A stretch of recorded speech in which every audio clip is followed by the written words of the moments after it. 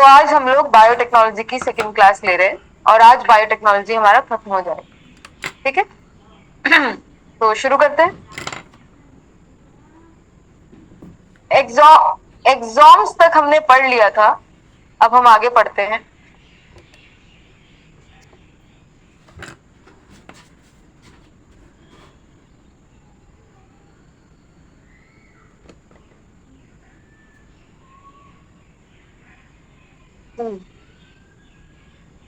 चलिए, अब आता है हमारे एक और टेक्नोलॉजी, थ्री पेरेंट बेबी। दिख रहा है सबको लिखा हुआ? हेडिंग दिख रही है सभी को? और इसको हम और क्या बोलते हैं? थ्री पेरेंट बेबी टेक्नोलॉजी को माइटोकॉन्ड्रियल डोनेशन ट्रीटमेंट। यानी कि हम लोग हम लोग माइटोकॉन्ड्रिया डोनेट कर पा रहे हैं अब। और वो हमारे किस में हेल्प कर रहा है? आईवीएफ में। एक आईवीएफ मतलब आईवीएफ तो हमारी है ही टेक्नोलॉजी जो हम सबको पता है, इन विट्रो फर्टिलाइजेशन। पर उसमें भी हम क्या क्या चेंजेस, क्या क्या एडवांसमेंट ला सकते हैं। जैसे कल हमने बात करी थी, कितनी प्रिसीजन पे हम एडिटिंग कर सकते हैं, ऐसे ही हम क्या क्या एडिटिंग कर सकते हैं। ठीक है, तो यहाँ पे क्या होता है, आईवीएफ पूरा प्रोसेस आईवीएफ का ही रहता है। पर क्या होता है कि माइटोकॉन्ड्रिया चेंज कर देते हैं हम लोग। अब माइटोकॉन्ड्रिया कैसे चेंज होता है वो भी नेक्स्ट स्लाइड पे पूरे डायग्राम के साथ समझाती हूँ। पहले इसकी थ्योरी देखते हैं हम लोग।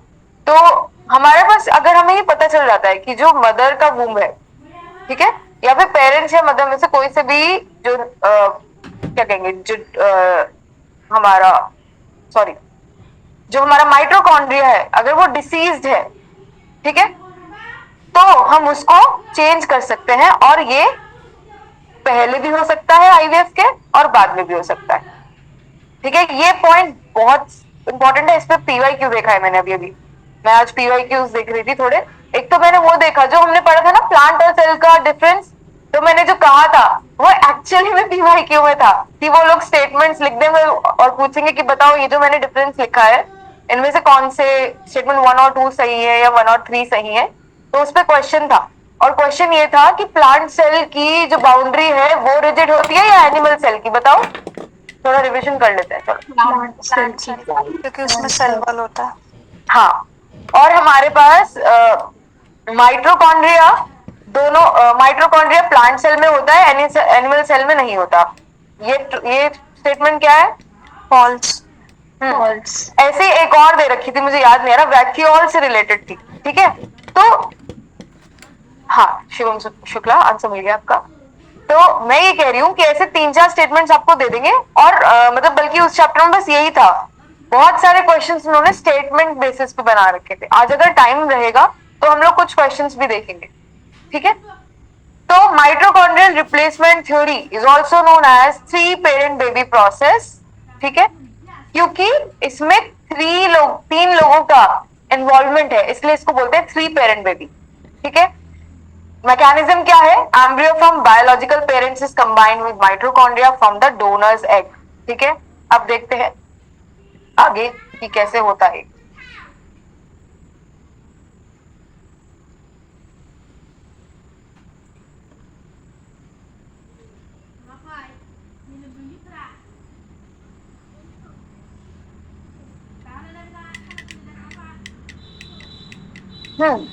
ये दिख रहा है डायग्राम सभी को?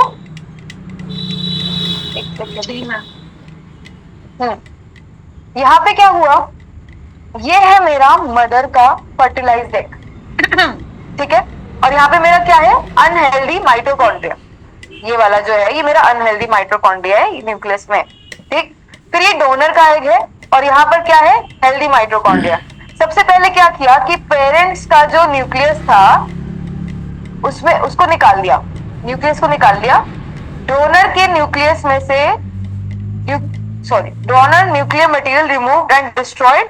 और फिर जो पेरेंट का माइटोकॉन्ड्रिया था, न्यूक्लियस जो था पेरेंट का, वो हमने डोनर एग पे डाल दिया। यानी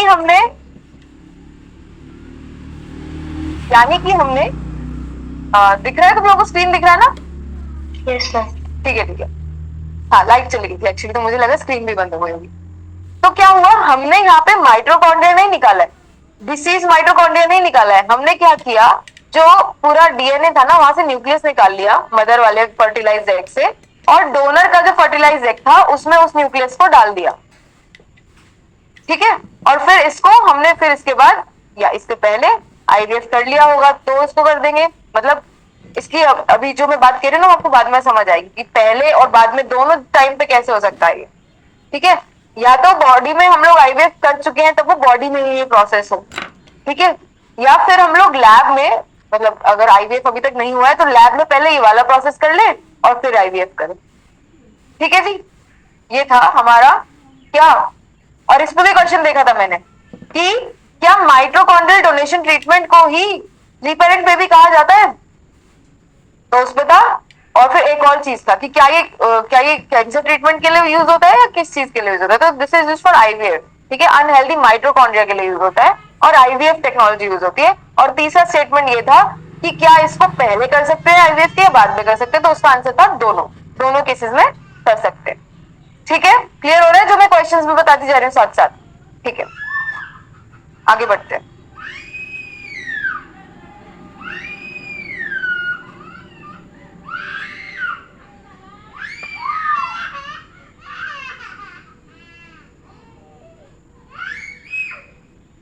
gene therapy, next topic is gene therapy. Gene therapy is a medical treatment that involves altering, अच्छा देखो यहाँ पर जैसे हम लोगों ने कल जीन एडिटिंग देखा था ना, उसी टाइप का है कुछ जीन थेरेपी, ठीक है। कल हमने कौन कौन से, ये देखो ये सारे लिखे हुए थे यहाँ पे, हमने ये इतने सारे तरीके के कल टर्म सुने थे, मॉडिफिकेशन था, इंजीनियरिंग था, ठीक है, सीक्वेंसिंग था। सीक्वेंसिंग में क्या होता है, एडिटिंग या इंजीनियरिंग, और सॉरी मॉडिफिकेशन या इंजीनियरिंग, दोनों नहीं। हाँ क्योंकि उसमें हम क्या करते हैं, क्या करते हैं हम जीन सीक्वेंसिंग में, एंटायर जीनोम का सीक्वेंस डिकोड कर। हाँ क्यों क्यों करना जरूरी है और ये, ताकि उसी के बाद हम चेंजेस कर पाए उसमें। हाँ वेरी गुड। आगे हम आज इसकी भी बहुत सारी एप्लीकेशंस पढ़ेंगे, ठीक है। एक मिनट का वक्त दो मुझे, मेरे को ऐसा लग रहा है मैं कोई टॉपिक स्किप तो नहीं कर रही हूँ, बस ये मेरे को कंफर्म करने दो।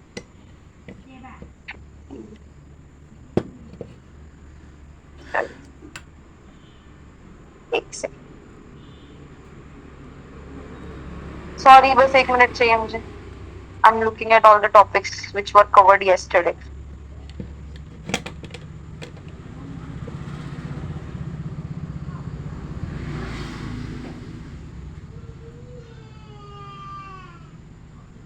ओके गॉट, कहाँ तक कवर हो गया था देखिए। हाँ तो जीन थेरेपी में हमारा क्या क्या हो सकता है, जीन को एडिट कर सकते हैं, साइलेंस कर सकते हैं। साइलेंस मतलब डिफ्यूज कर देते हैं ना, हम जिस तरह से बॉम्ब को डिफ्यूज कर देते हैं, हम लोग ना कुछ निकाल रहे हैं ना कुछ नया डाल रहे हैं। और जीन साइलेंसिंग में हम क्या कर रहे हैं, सपोज कोई एक डीएनए के स्ट्रैंड में एक न्यूक्लियस खराब हो गया तो बस जाके हमने कुछ ऐसा केमिकल डाला कि वो डिफ्यूज हो गया, ठीक है। तो जीन साइलेंसिंग और जीन इंसर्शन, जीन इंसर्शन हमारा किस में आ जाएगा, इंजीनियरिंग या मॉडिफिकेशन, इंजीनियरिंग। गुड, ठीक है। अब ये चार तरीके की होती है, सोमैटिक, जर्म लाइन, इन एक्स, ये दिख रहा है, इसका नाम है एक्स वीवो और इसका नाम है इन वीवो, ठीक है। कल मैंने बताया था सोमैटिक सेल्स कौन से होते हैं, बताओ, कल बताया था ना सोमैटिक सेल्स और germ line cells. Ma'am reproductive cells के all are somatic cells. All are somatic cells. Somatic cells जो हमारे ऑटोसोम्स में होते हैं। वो भी सुन लीजिए जो कल एक्टिव नहीं थे। It is now somatic cells हमारे कौन से होते हैं, 6 cells other than reproductive cells, ठीक है। तो यहाँ पर जब हम लोग इनके जीन्स पे काम करते हैं तो वो हो जाएगी सोमैटिक जीन थेरेपी। जब हम लोग रिप्रोडक्टिव सेल्स पे काम करेंगे तो वो कौन सी हो जाएगी, बोलो, germ line gene gene therapy. अब ये दोनों क्या है, एक्स वीवो का मतलब कि बॉडी से बाहर निकाल के लैब में सारा काम हो रहा है और फिर उसको बॉडी में पुट किया जा रहा है। और इन वीवो का मतलब क्या है, बॉडी के अंदर ही, इनसाइड द बॉडी वो सारा काम चल रहा है। काम मतलब जो भी हमें रिपेयर करने हैं, जीन्स रिपेयर करने हैं, कोई भी थेरेपी करनी है, एडिटिंग करनी है, साइलेंसिंग करनी है, इंसर्शन करनी है, ठीक है। चार तरीके के हैं, somatic, germline, x Vivo, in vivo. ठीक है, क्लियर? बढ़े आगे। Yes, ma'am.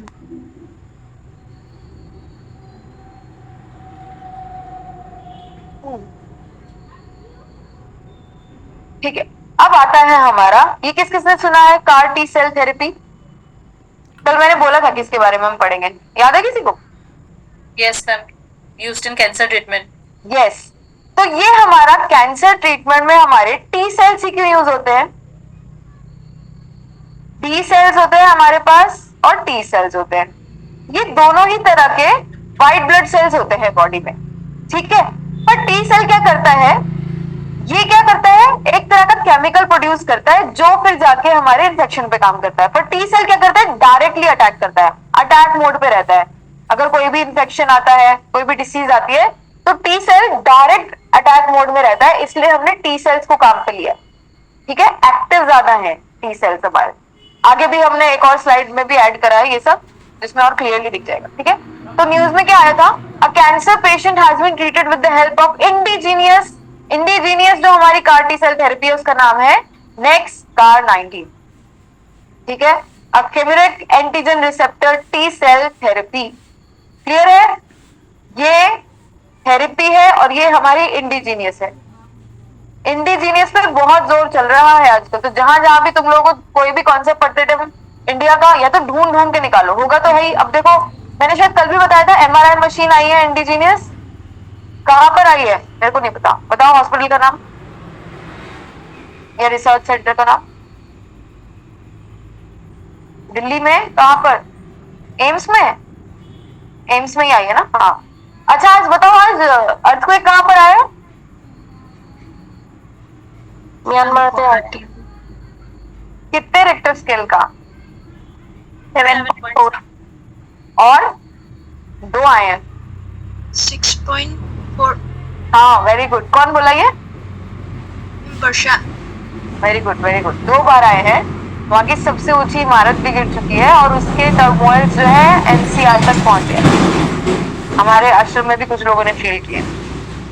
ठीक है, तो हाँ, वापस आ जाओ। तो ये काम कौन कर रहा है इस पे? Central drug standard control organization. ठीक है, इसको अप्रूव किया है हमारी इंडिजीनियस कार्टी सेल थेरेपी की टेक्नोलॉजी को, और ये कहाँ बनाई गई है? आईआईटी बॉम्बे में। IIT Bombay. ठीक है, इम्यूनो एक्ट एक कंपनी है जो इंक्यूबेटर्स होते हैं, मतलब वो क्या करते हैं कि कुछ कुछ छोटी छोटी कंपनीज को कैंपस में ही, जैसे वो नहीं होता एंटरप्रेन्योर सेल होता है, इनोवेशन सेल होता है बड़ी बड़ी कॉलेजेस में, ठीक है, वैसे ही जो आईआईटी बॉम्बे के अंदर है उस कंपनी का नाम है इम्यूनो एक्ट। ठीक है, यूनिवर्सिटी मतलब कॉलेज यानी इंस्टीट्यूट है आईआईटी बॉम्बे, उसके अंदर एक छोटी सी कंपनी काम कर रही है जो काम बड़े बड़े कर रही है, इम्यूनो एक्ट। और इन्होंने क्या बना दिया? Indigenous CAR T cell therapy. ऐसे चार्ट बना बना के पढ़ोगे ना तो बहुत जल्दी याद होता है। कहानी और चार्ट्स, विजुअलाइजेशंस, जितना अच्छा दिखेगा, कलरफुल दिखेगा, शेप्स दिखेंगी, दिमाग में बैठता चला जाएगा। ठीक है, तो आईआईटी बॉम्बे के अंदर है इम्यूनो एक्ट ने बनाई indigenous CAR T cell therapy. उसका नाम क्या है? क्या है? Next car 19. Next CAR 19। और इन्होंने जो सेंट्रल ड्रग अथॉरिटी है वो कब आई थी? एक्ट में 1940 में, ये भी लिख दिया साथ साथ साथ। चलो आगे बढ़ते हैं, स्लाइड नेक्स्ट पे जाने दें, बड़ा देर लग जाता है। हाँ, तो यहाँ पे वही बात आ गई, Y T cell, both T cell and हाँ, ये दोनों ही हमारे क्या है? व्हाइट ब्लड सेल्स हैं। व्हाइट ब्लड सेल्स लिम्फोसाइट्स हैं और कहाँ पाए जाते हैं? Bone marrow. क्लियर है? ठीक है, ये सब देखो, जो चीजें टफ है उनको तो तुम रखो अपने दिमाग को, ऐसे ट्रेन करो कि जो चीजें टफ लग रही हैं उनको तो हम बाद में देखेंगे, पर ये जो बेसिक चीजें हैं ना, जो हम 10th तक सभी पढ़ के आए हैं, वो तुम लोग बस देखते ही तुम्हारे माइंड में बैठ जाए। वो ऐसे अपने दिमाग को ट्रेन करो, क्योंकि आता हम सबको कुछ भी नहीं है। इनिशियली हमें एबीसीडी भी कहाँ आती, काउंटिंग भी नहीं आती थी, पर हमारे माइंड को ट्रेन किया गया। जैसे हम लोग आज मशीन्स को ट्रेन कर रहे हैं, आगे जाके वही हमें ट्रेन ना कर दे, इस बात का डर है। जब हमारा सुपर एआई पढ़ा था ना टर्म तुम लोगों ने, वो ना आ जाए, ठीक है। अच्छा तुम लोगों को वो पता है जनरेटिव एआई का एक टूल कल से बहुत ज्यादा फेमस हो रहा है, जनरेटिव एआई का, चैट जीपीटी प्लस का एक फीचर आया है, पता चला किसी को? गिबली आर्ट है शायद। हाँ, किसने बोला? मनन। मनन, मुझे दिख नहीं रहे आप। कैमरा ऑफ है क्या? हाँ मैम, 2 मिनट में लैपटॉप से ज्वाइन कर रहा हूँ, मैं बाहर था। अच्छा तभी नहीं दिख पा रहे हो, मैं बस देखने की कोशिश कर रही थी मन है कौन। तो वेरी गुड, गिबली इमेजेस, किस किसने सुना इसके बारे में? Raise your hands. किसी ने नहीं सुना? Ghibli images, Mayuri, Ayushri, ChatGPT ने, अच्छा उसमें एक और न्यूज भी है, चैट जीपीटी ने अपना ये निकाला Ghibli images, chat GPT plus ने, जो पेड है, ठीक है, वो सब नहीं एक्सेस कर पा रहे हैं, पर उसके फिर कुछ कुछ स्पूफ्स निकल गए, जैसे ग्रॉक 3 पे मैंने भी जो ट्राई किया वो ग्रॉक 3 पे करे, और भी कुछ कुछ ऑनलाइन टूल्स हो तो बन गए, रातों रात बन जाते हैं। एक चीज अगर होती है ना तो उसको क्लोनिंग बहुत जल्दी होती है उस चीज की, ठीक। पर जितने अच्छे रिजल्ट्स वो चैट जीपीटी वाला दे रहा है ना, चैट जीपीटी प्लस वाला, वो अभी तक कोई दे नहीं रहा। बाकी सारे वो जापानीज कपड़े बदल दे रहे हैं, वो मतलब अगर मैंने इंडियन अटायर पहना हुआ फिर भी वो जापानीज अटायर कर दे रहे हैं, पीछे अगर बोर्ड्स है उस पर हिंदी लिखी हुई है तो उसको भी जापानीज कर दे रहे हैं, तो वो सब कुछ उसको कन्वर्ट कर दे रहे हैं। बस हाँ लग रहा है कि सिमिलर इमेजेस है, कलर सेम है, पर वो सब कुछ चेंज कर दे रहा है। पर जो चैट जीपीटी वाला है वो एकदम जनरेट जो कर रहा है ओरिजिनल इमेज जैसा ही जनरेट कर रहा है, उसको बिल्कुल बहुत प्यारा सा उसको एनिमेटेड कर रहा है, ठीक है, एनिमेटेड वर्जन बना रहा है उसका। और उस पे थर्सडे को ही, मतलब थर्सडे को आई है, ठीक है, आज अब लोग उसको बहुत ज्यादा इतना ज्यादा यूज कर लिया लोगों ने, जैसे मैंने बताया था, बताओ मैंने कहा की फॉरेस्ट फायर बताई थी कि चैट जीपीटी के सर्वर्स में, याद आ रहा है कुछ जो मैंने बताया था? कैलिफोर्निया में जो फॉरेस्ट फायर लगी थी उसका रीजन ही यही था। और फिर ओपन एआई के सीईओ ने फिर से ट्वीट किया थर्सडे को कि we know that you are loving this new feature but our GPUs are melting. मतलब दोबारा से वो कंडीशन आ रही है, इतने मतलब लाखों करोड़ों करोड़ों से भी आगे, इतने सारे लोगों ने इतनी सारी, मैंने ही कम से कम 20 इमेजेस तो मैंने ही ट्राई कर लिया आज सुबह से, जबकि वो बार बार हिट एंड ट्रायल पे ले रहा है, कभी कभी तो वो करता ही नहीं है, इमेज नहीं लेता है। सोचो मैंने ही बैठे बैठे, जबकि मेरा मतलब मैं ऐसा नहीं था कि मैं फ्री हूँ बहुत ज्यादा, तो जो कंटेंट क्रिएटर्स हैं जिनका काम ही ऐसे ही रहता है, कॉमिक्स क्रिएटर्स हैं, उनका काम सोचो, और इतना ज्यादा उन पर डेटा आ गया तो फिर से उनको ये अनाउंस करना पड़ा कि भाई our GPUs are melting and we might increase the cost और add some more restrictions over it, ठीक है। आ जाते हैं वापस, हम वहां कैसे पहुंचे? अच्छा करंट अफेयर्स, ठीक है। टी सेल और बी सेल में पता चल गया डिफरेंस सभी को? Yes, ma'am. कोई सो तो नहीं रहा है? ठीक है। अच्छा मनन अब दिख गया मेरे,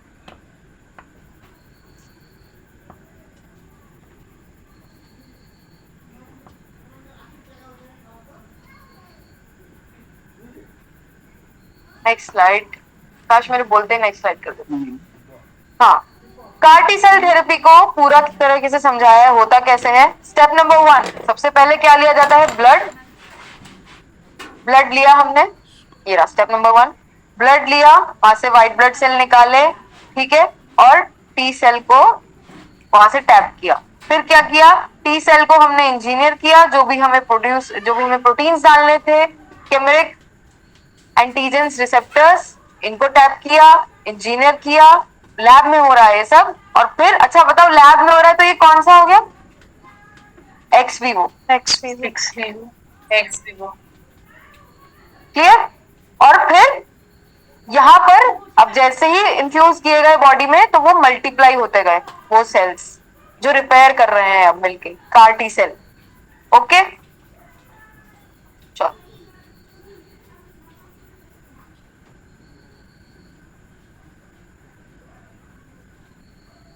मुझे 2 मिनट दो, मैं ऐसा करती हूँ, मैं पीडीएफ खोल लेती हूँ इसका, ताकि मुझे बार बार नेक्स्ट स्लाइड ना करना पड़े, ठीक है। मुझे 2 मिनट दो बस, ताकि बहुत स्विफ्टली काम हो जाए।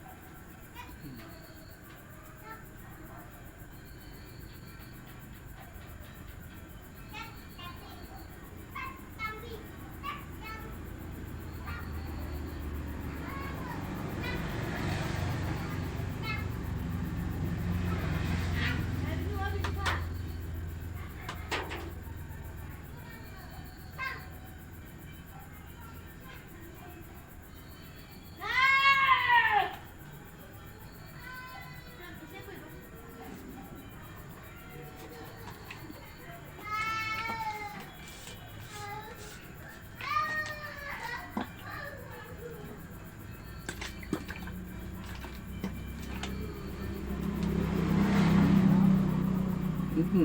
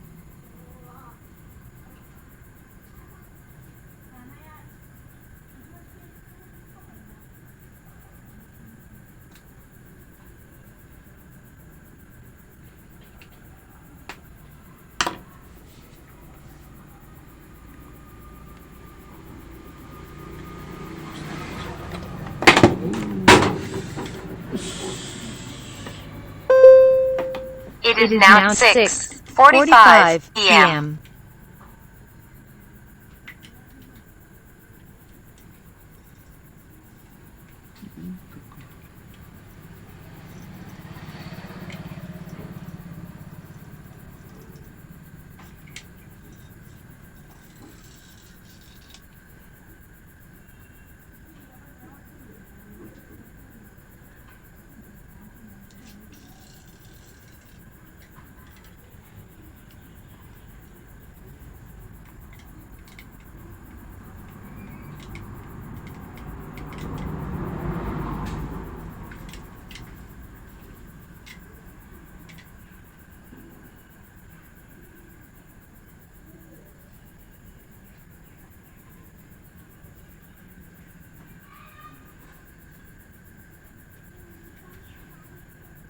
स्क्रीन विजिबल है आपको? Yes, ma'am. Yes, ma'am. चलो ठीक है, तो यहाँ पर थे हम लोग। यहाँ हमने पूरा प्रोसीजर समझ लिया था कार्टी सेल थेरेपी का।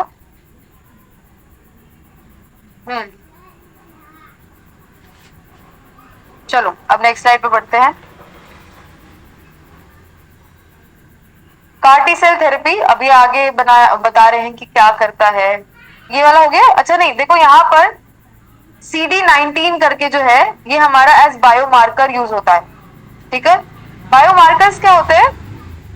जैसे हम लोगों को पता लगाना होता है ना कि हमें किस जगह पर, किस ऑर्गन पे हमें काम करना है। ठीक है, या फिर क्या करते हैं हम लोग, वो याद करो बचपन में जब हम लोग साइंस लैब्स में होते थे, हम लोग पीएच वैल्यू के लिए वो यूज करते थे।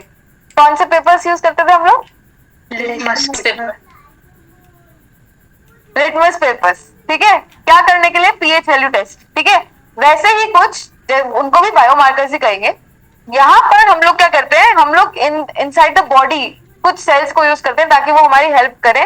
जैसे हम लोगों ने ऐसा कुछ केमिकल डाल दिया कि जो खराब वाले सेल्स है ना, वो उनका कुछ प्रॉपर्टी चेंज हो जाए ताकि वो हमें दिख जाए और हम उनको निकाल पाए आसानी से, ठीक है। कुछ तो हमें चाहिए ही होगा वैसे ही।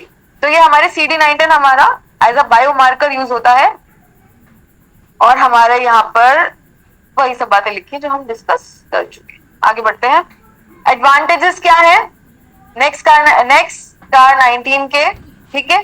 एडवांटेजेस है हाई प्रिसीजन, सिंगल और few infusion treatment, individualised treatment. जैसे कि कल मैंने एक्सप्लेन किया था, कौन सा एग्जांपल लिया था मैंने, अपेंडिसाइटिस का।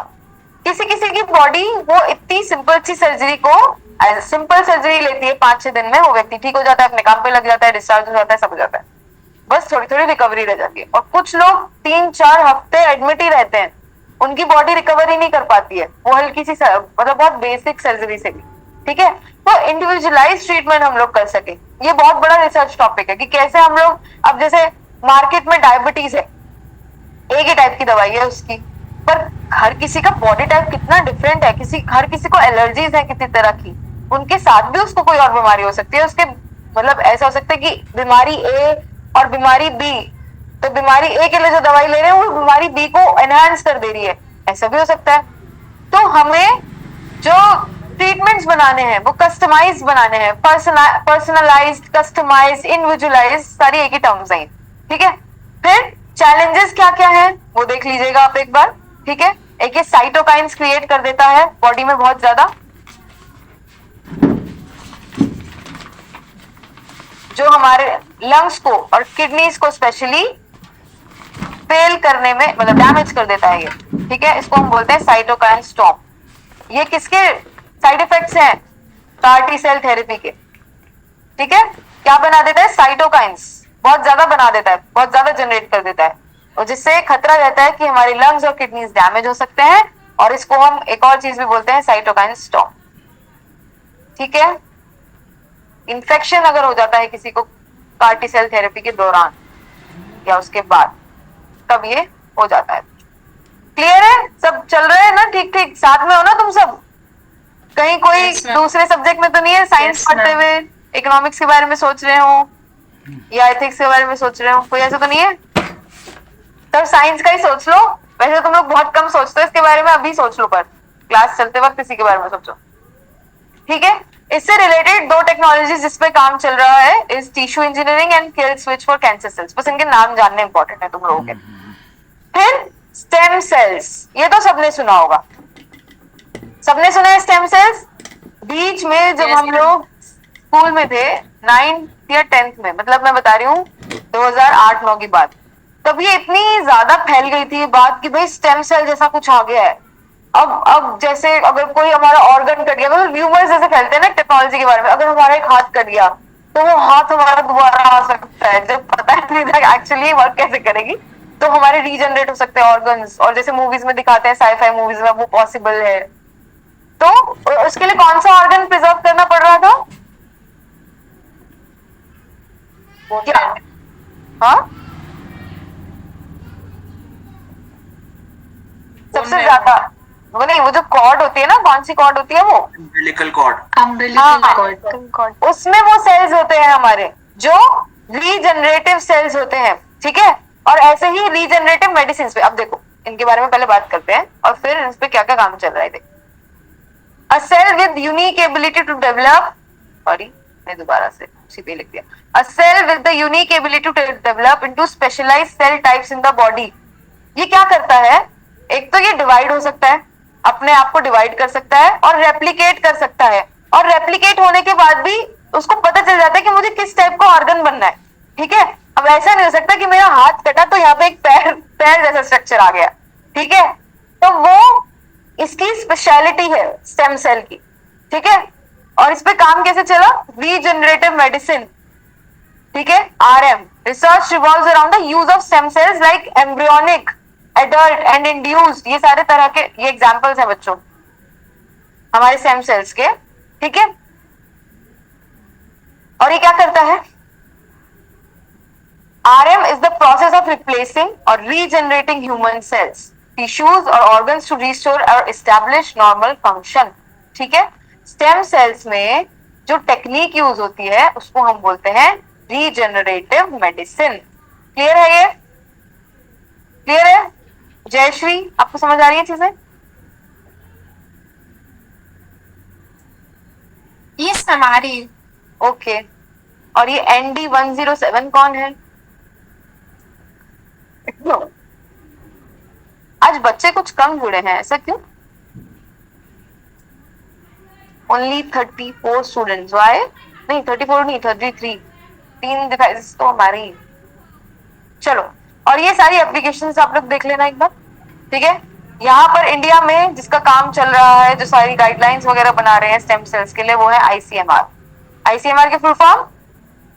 Indian Council of Medical Research. Very good, very good. ठीक है.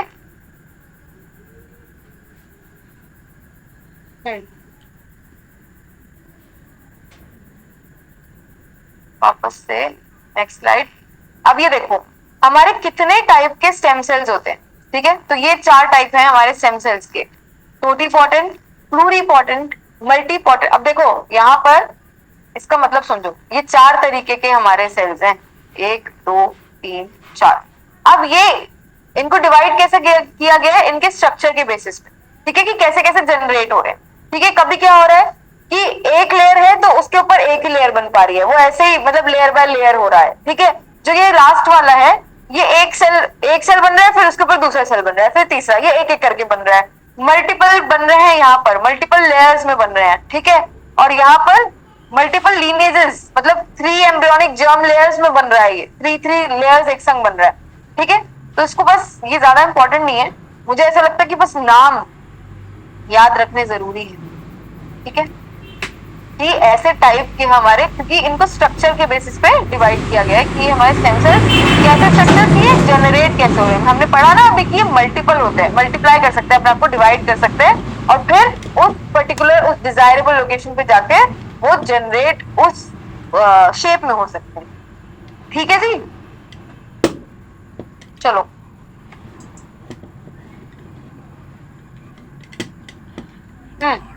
अब स्टेम सेल में न्यूज क्या चल रही है? A team of scientists have created the first synthetic human embryo-like structures in the world using stem cell. अब इसके बारे में, ये जो एम्ब्रियो हम बना पा रहे हैं, ये नेचुरल एम्ब्रियो जैसे हैं. ठीक है, अभी इसमें जो लैक कर रहे हैं हम लोग, मतलब हमने सिंथेटिक एम्ब्रियो तो बना दिया है, पर उसमें अभी क्या चीजें नहीं है? एक बीटिंग हार्ट नहीं है, और ब्रेन की बिगनिंग नहीं आ पा रही है. ठीक है, अगर हमने इवोल्यूशन ऑफ स्पीशीज पढ़ा हो, जिन बच्चों ने गुरुजी से महाभारत पढ़ी है, उनको तो अलग पर्सपेक्टिव से भी पढ़ा है कि एक्चुअल में बहुत पहले ही ये सारा ज्ञान इंडिया से ही पूरे वर्ल्ड को गया. तो महाभारत में वो पूरी थ्योरी है, महापुरुष कैसे बना, विराट पुरुष वाली थ्योरी. ठीक है, तो पहले एक सिंगल सेलुलर स्ट्रक्चर आया, फिर उसको नीड हुई तो वो मल्टी सेलुलर बना, फिर और कॉम्प्लेक्स हो गया, प्रोकैरियोट से यूकैरियोट बना. फिर जैसे जैसे वो थोड़ा और बड़ा बनता गया तो उसको लगा कि अब मुझे हाथों की जरूरत है, तो हाथ आए. ब्रीदिंग की जरूरत लगी तो नाक बनने लगी. ऐसे जब हमने, हाँ, तो ऐसे जब हमारी पूरी बनती गई, तो शुरुआत में जब हमारा एल्गे है उसके पास कोई बीटिंग हार्ट और बिगिनिंग ऑफ ब्रेन नहीं है. ठीक है, बट वो एम्ब्रियो में काउंट होगा. तो यहाँ पर हम लोगों ने एक सिंथेटिक एम्ब्रियो तो बना लिया जो नेचुरल एम्ब्रियो जैसा दिख रहा है, पर अभी क्या हो रहा है, वो बीटिंग हार्ट और बिगिनिंग ऑफ अ ब्रेन नहीं है उसके पास. ठीक है, पर ये चीज भी हमारे लिए क्या यूजफुल हो सकती है कि हम लोग जेनेटिक डिसऑर्डर्स को समझ सकते हैं. ठीक है, अगर हम उसको कहीं यूज नहीं कर पा रहे हैं तो उससे हम लोग और चीजें कर सकते हैं, हम लोग समझ सकते हैं. ठीक है, काफी चीजें समझ सकते हैं, जैसे मिसकैरेज होते रहते हैं, अगर मतलब ये हेरिडिटरी है तो ऐसा क्यों है. ठीक है, तो हमने ऐसे जनरेट किया, फिर उसको स्टडी कर रहे हैं लैब में कि ऐसा क्या होता है इस एम्ब्रियो में, इस कि ऐसे ऐसे हो जाता है, बार बार डैमेज हो जाता है. ठीक है, understanding the black box of human development. Human body is a black box because even if we have so many types of diagnostics techniques, we have MRI, we have endoscopy and much more, तब भी कभी कभी ऐसा होता है कि पता नहीं कुछ प्रॉब्लम्स होती हैं व्यक्ति को, पर उसका कुछ सॉल्यूशन या उसका कुछ डायग्नोस्टिक नहीं हो पा रहा होता है। पर अगर हमारे पास ये सारी चीजें हैं, ठीक है, मतलब मैंने खुद देखा है ऐसे लोगों को कि उनको प्रॉब्लम है पर उनकी रिपोर्ट सारी ठीक आ रही है, ठीक है, पर अब इतनी प्रिसाइज टेक्निक्स आ जाएंगी तो हम और अच्छे से डायग्नोस कर पाएंगे, ठीक है, will be able to understand the black box of human development, ठीक है, ह्यूमन डिसीजेस, ह्यूमन डेवलपमेंट, ठीक। और अगर किसी को रिसर्च करनी हो इस पे कि प्रेगनेंसी में कैसे कैसे प्रोग्रेस करता है एक एम्ब्रियो, तो उस पे भी हो सकता है, क्योंकि एथिकल डेटा बहुत होता है ना, हम लोग एक ह्यूमन पे ना करके अगर हमारे पास एक सिंथेटिक एम्ब्रियो बन रहा है, तो other than beating heart and beginning of brain there are so many things which can be researched.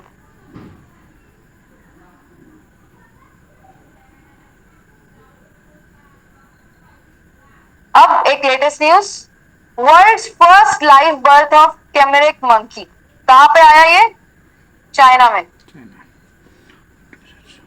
China और यूएस सबसे ज्यादा दिखते हैं, और फिर हम इंडिया को पढ़ लेते हैं क्योंकि हम लोग आईएएस के एग्जाम्स देंगे, पर सबसे ज्यादा टॉप में हमें सारी न्यूज में यूएस और चाइना ही दिखता है, ठीक है। पहला मंकी मिला जिसके पास 2 सेट्स ऑफ डीएनए है, ठीक है।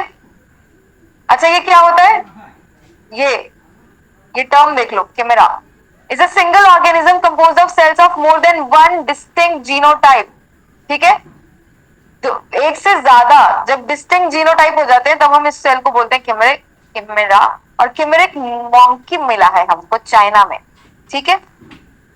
ये आपका आ सकता है, और ऐसे बहुत सारे हैं, मतलब नेचुरल भी हैं और आर्टिफिशियल, रिसर्च चल रही है कौन कौन है, किस किस के पास है ऐसा, ठीक है।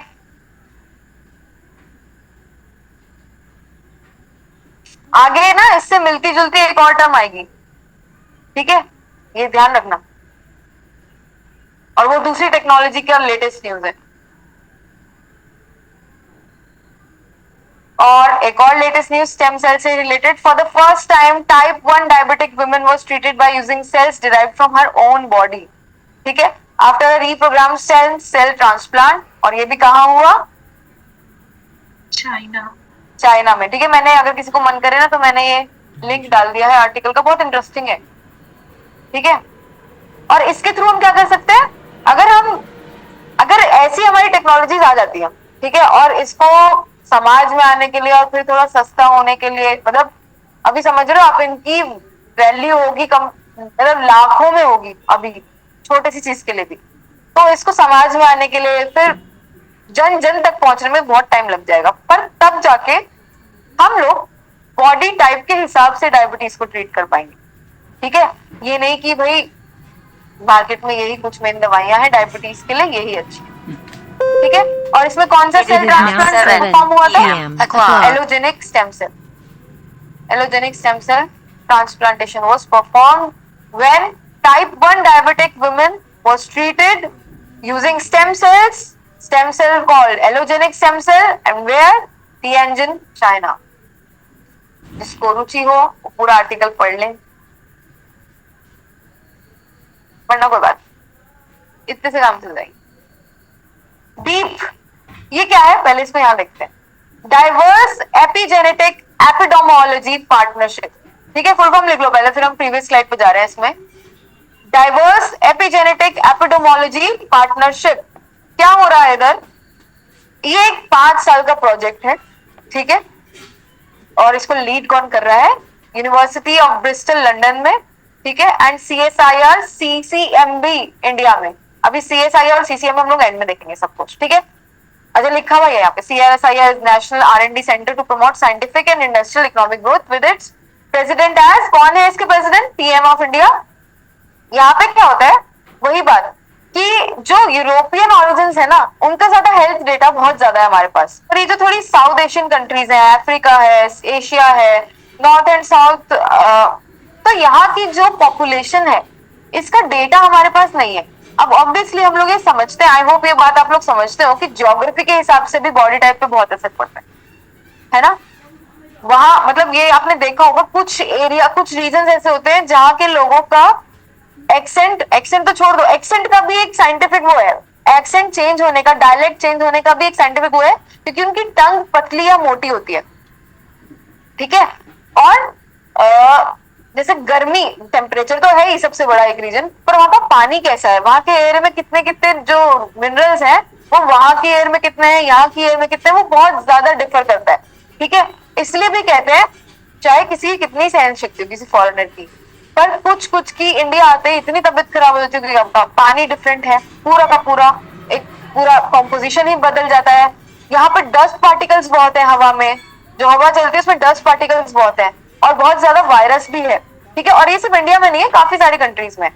तो हमारे पास हर एरिया का रिसर्च अलग अलग होगा, अलग अलग रिजल्ट आएंगे, चाहे टेक्निक सेम हो पर रिजल्ट अलग अलग आएंगे। इसलिए हमारे लिए बहुत जरूरी है कि हमारे पास डेटा अबंडेंस में तो हो, डेटा का वॉल्यूम भी ज्यादा हो और वेराइटी भी ज्यादा हो। बिग डेटा का 5 V's याद करो, याद आ रहा है कुछ?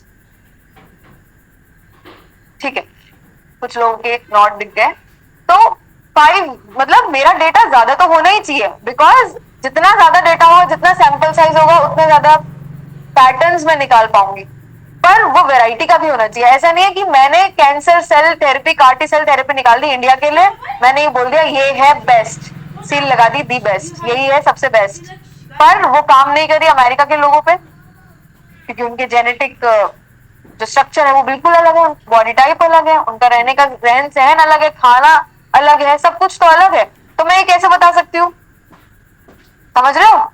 इसलिए ये रिसर्च के लिए बना है ये 5 ईयर प्रोजेक्ट, जिसमें हम लोग क्या करेंगे, जीनोमिक डेटा सेट्स को, जो अंडर रिप्रेजेंटेड पॉपुलेशंस हैं उनको और ज्यादा जानेंगे। और उसके लिए हम क्या करेंगे, यहाँ पे एक डीएनए मिथाइलिन एक टर्म यूज हुई है, हाँ, डीएनए मिथाइलिन, ये भी एक बायोमार्कर की तरह ही यूज होगा। हम लोग डीएनए में मिथाइल डेटा ऐड करते हैं, मिथाइल ऐड करते हैं सॉरी, और उससे फिर हमारा वो कुछ प्रॉपर्टीज दिखाता है जिसकी वजह से उसका एनालिसिस यानी कि जीनोम सीक्वेंसिंग हमारी आसान हो जाती है, स्कैनिंग आसान हो जाती है। ठीक है, सिग्निफिकेंस क्या है इस पूरे का? Understand the genetics behind non communicable diseases in diverse population. ये बेसिकली जो मिशन बना है आपका डीप, ठीक है, it is for non communicable diseases. Clear? Dharitri ji, clear हो रहा है आपको?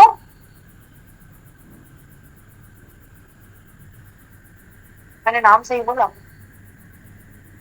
चलो ठीक है, अब ये देख लो, इसके नाम को अगर तोड़े, डाइवर्स, एपिजेनेटिक, एपिडोमोलॉजी, पार्टनरशिप। ठीक है, तो ये एपिजेनेटिक क्या होता है? Study of how behaviour and lifestyle changes are genes, जैसे कि मैंने बात करी। ठीक है, different countries, even different cities, अगर आप साउथ इंडिया और नॉर्थ इंडिया को ही देख लो, कितना डिफरेंस है लाइफस्टाइल में। ठीक है, वेदर में भी कितना डिफरेंस है, वहां की एयर में हर टाइम मॉइस्चर है। ठीक है, और यहाँ पे अगर हम नॉर्थ दिल्ली एनसीआर को देखें तो कभी मॉइस्चर है, कभी बहुत ड्राई है। ठीक है, ठंड बहुत है, कभी मतलब एक्सट्रीम है यहाँ के थोड़े लेवल्स। एपिडोमोलॉजी क्या होती है? Studying the patterns and factors related to health and diseases in population. ठीक है, अब कुछ जगह होता है कि प्लेग बहुत ज्यादा इंडिया में नहीं हुआ है, हिस्ट्री में बहुत ज्यादा नहीं हुआ है, पर कुछ कंट्रीज ऐसी है कि प्लेग वहां पे बहुत ज्यादा हुआ है।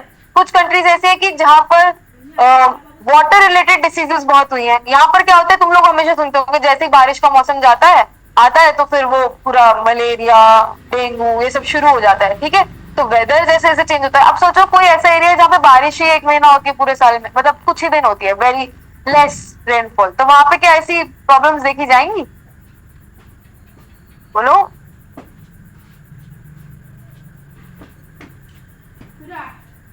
दृष्टि समझ आ रहा है? Yes, ma'am. Okay. ठीक है, विशाल समझ आ रहा है? जी मैम, जी मैम। ओके, ठीक है, तो मिथाइल ग्रुप इसलिए डीएनए में ऐड किया जाता है, और हाई लेवल भी नहीं करना है क्योंकि उससे हमारी जीन साइलेंसिंग हो जाती है। अगर जीन साइलेंसिंग करनी है तो अलग बात है, पर से स्कैन करना है तो हमें एक मात्रा में, ऑब्वियसली हर एक चीज एक मात्रा में ही ऐड की जाएगी, वरना उसकी जीन साइलेंसिंग हो जाएगी, आप उसको ढंग से स्कैन ही नहीं कर पाओगे। Next slide.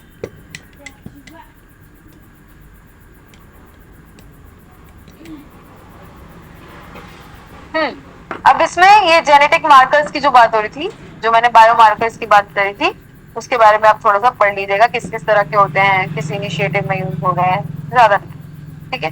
इतना डीप में नहीं जाना है, रिसर्च नहीं करनी है, पर लिख दिया है, इसका टॉपिक का नाम डीप है, पर डीप में जाना नहीं है, ठीक है। चलो next technology, organ on chip technology, OOC, ठीक है। ये है लेटेस्ट न्यूज, पर मैंने लेटेस्ट न्यूज का लोगो नहीं लगाया, पर तुम लोग देख लेना, ठीक है। मोस्टली बायोटेक में आपका सारा ही हम लोग लेटेस्ट न्यूज पे ही पढ़ेंगे, ठीक है। अब ये क्या हो रहा है यहाँ पर हम लोग एक ऐसा स्ट्रक्चर बना पा रहे हैं जो पूरा मिमिक कर पा रहा है, फंक्शन कर पा रहा है पूरा एनवायरमेंट में, जैसे एक ह्यूमन ऑर्गन है, ठीक है। अब जैसे मैं हूं, मुझे स्टडी करनी है कि आंख जो होती है हमारी, ठीक है, वो कैसे कैसे खराब होती है। मतलब बचपन में अगर कोई बहुत रेयर होता है कि बचपन से किसी की आईसाइट नहीं है या बहुत कमजोर है, अगर उन केसेस को हटा दें, जो नॉर्मल केस में होता है कि भाई हमारे बच्चे ने बहुत ज्यादा फोन चलाया, टीवी देखा और उसको चश्मा लग गया, पर ये सारे केसेस में नहीं होता था, कभी कभी नॉर्मली भी, मतलब विदाउट, अगर वो बच्चा इतना टीवी नहीं देखता, इतना फोन नहीं चलाता है, ठीक है, ऐसे ऐसे करके पढ़ता भी नहीं है, फिर भी उसको चश्मा लग जाता है। तो मुझे ये रिसर्च करनी है कि आईज खराब कैसे होती हैं, ठीक है। उसमें मैं उसको डिफरेंट एनवायरनमेंट में रखूंगी, उसको डिफरेंट सिचुएशंस में रखूंगी, फिर देखूंगी वो कैसे रिएक्ट कर रही है। अब ये ह्यूमन आई पे ना करके मैंने क्या किया, ऑर्गन ऑन चिप, यानी उस ऐसा स्ट्रक्चर मैंने सिंथेसाइज कर दिया जो वैसे ही फंक्शन कर रहा है, उसको उस एनवायरनमेंट में रखूं तो, ठीक है। और ये किस पे कर रहा है, एक माइक्रोफ्लूइडिक चिप, एक चिप है मेरे पास, उसमें मैं उन सेल्स को प्लांट करूंगी और फिर वो स्ट्रक्चर बन जाएगा, क्रिएट हो जाएगा वो स्ट्रक्चर, ठीक है। ये सुनने में बहुत लग रहा होगा कैसे हो सकता है, पर हो रहा है, ठीक है। ऑर्गन ऑन चिप टेक्नोलॉजी, ठीक है। These tiny lab grown organ models allow researchers to study diseases, test drugs। यहाँ पर मैंने देखा, जब आज मैंने पढ़ा तो मेरे को खुशी हुई, क्योंकि कल हम लोग इसी बात पे डिस्कस कर रहे थे कि this is very unfortunate because we have to test everything on animals. तो यहाँ पर हम लोग अब थोड़ा थोड़ा स्विच कर रहे हैं, वो भी ग्रेजुअली होगा, ठीक है। अभी जैसे मैंने बताया कि स्किन कैसे कर लोगे अभी से ही, है ना, तो थोड़ा थोड़ा तो हम लोग स्विच कर पा रहे हैं कैसे। और ये भी देखो अभी इतना इजी नहीं होगा ना, सब तक पहुंचा होगा, क्योंकि ये भी कितना रिलायबल है ये भी नहीं पता, ठीक है। OCC डिवाइसेस, अच्छा देखो यहाँ, medicine without relying on animal testing. OOC devices are microfluidic chips, ठीक है। नीचे क्या लिख दिया, ऑप्शंस लिख दिए 4। क्वेश्चन क्या पूछा, माइक्रोफ्लूइडिक चिप्स कहाँ यूज होती हैं, नीचे questions, gene therapy, CAR T cell therapy, organ on chip technology, ठीक है, और एक और CRISPR-Cas9 लिख दिया। तो तुम लोग कहाँ पे टिक करोगे, ऑर्गन ऑन चिप टेक्नोलॉजी पे, ठीक है। और ये कितनी बड़ी होती है, USB स्टिक जितनी, ठीक। That contain living human cells and tissue structures. These chips simulations, जैसे हम AI के मॉडल्स को साइमुलेट करते हैं, ठीक है, वैसे ये साइमुलेट करना शुरू करते हैं। फिर कहाँ कहाँ काम हो रहा है, ऑर्गन लेवल फंक्शंस देख सकते हैं, लंग्स कैसे ब्रीथ कर पा रहे हैं, पॉल्यूशन का इम्पैक्ट ऑन लंग्स, ऐसे ऐसे, मतलब कि मैं सोच रही हूँ जस्ट रियल टाइम में, ठीक है। हार्ट बीट कैसे इम्पैक्ट हो रहा है, हार्ट बीट किसी की स्लो हो रही है, चाहे उसमें कोलेस्ट्रॉल भी नहीं है तब भी उसकी हार्ट बीट स्लो हो रही है, ऐसा क्यों। लिवर कैसे डिटॉक्सिफाई हो रहा है, ठीक है, जबकि वो बच्चा जंक फूड भी नहीं खा रहा, तो वो निकल के आता है फिर वो, मतलब फिर क्योंकि हमारे क्रॉप्स में इतना फर्टिलाइजर डल चुका है, अब कुछ भी बोलते हैं ना, अब आपके समाज के बच्चे तो है ही नहीं, क्योंकि उनको कुछ सब कुछ मिलावट वाला मिल रहा है, ना उनको दूध सही मिल रहा है, ना उनको वेजिटेबल्स फ्रूट्स कुछ भी तो ठीक नहीं मिल रहा है, इसलिए लिवर प्रॉब्लम्स बहुत ज्यादा बढ़ गई है, ठीक है। तो blood flow, mechanical forces, cell to cell interactions in realistic environment, ये सब हम लोग देख पा रहे हैं using organ on chip technology. और इसकी एप्लीकेशंस देखो, drug testing and development, disease modelling, ठीक है। डिसीज मॉडलिंग मतलब अब हम लोग क्या करें, हम लोगों ने कैंसर एक नया प्रकार का आया है, ठीक है। जैसे सबसे पहले अगर कोविड हुआ होगा, इमेजिन करो सबसे पहले किसी को कोविड हुआ, अब वो हमें स्टडी करना है और हमारे पास ऐसा कुछ नहीं है, हमें पता ही नहीं चल पा रहा था शुरू में, क्या पता था कि वो लंग्स को इम्पैक्ट कर रहा है, उसमें पैचेस आ रही है, तो बहुत बाद में सुना था हमने सेकेंड वेव में कि एक्सरे में लंग्स में पैचेस दिख रहे हैं, तो उसको इतने लेवल का कोविड हो गया है। शुरुआत की फर्स्ट वेव में किसी को कुछ नहीं पता था एयरबॉर्न डिसीज है या कम्युनिकेबल डिसीज है, जर्म बेस्ड है, बैक्टीरिया बेस्ड है, ये हम आगे पढ़ेंगे अभी सब, ठीक है। तो मैंने क्या किया, मैंने उसको ले लिया, सपोज मैंने ब्लड सैंपल मतलब लंग्स के कुछ उनको लिया सेल्स को और उनको सिंथेसाइज किया, फिर ऑर्गन ऑन चिप टेक्नोलॉजी से उसको स्ट्रक्चर बना लिया और फिर मैं स्टडी कर रही हूँ कि ये जो कोविड बीमारी हो रही है ना, कि देखो देखो ये ऐसे ऐसे लंग्स डैमेज कर रही है और इस टाइमलाइन पे अगर उसको सही ट्रीटमेंट नहीं मिला या फिर वो जो व्यक्ति है वो डरता बहुत है, उसका ऑलरेडी वो मतलब एंशियस बहुत रहता है, उसको ब्रीदिंग ऑलरेडी बहुत कम रहती है, तो उसकी रेटिंग ज्यादा बढ़ जाती है कि वो उसके और स्पीड पे लंग्स खराब हो रहे हैं। तो ये सब पढ़ने के लिए डिसीज मॉडलिंग का मैं आपको बता रही थी कैसे होगा, तो वो सब भी हम लोग इस पर्टिकुलर टेक्नोलॉजी से कर सकते हैं, ठीक है, क्लियर? Yes, ma'am. Yes. और इसकी दो एप्लीकेशंस हैं, precision medicine, organ transplant and regenerative medicine. Regenerative medicine again हमारा स्टेम सेल में भी काम आएगा ये।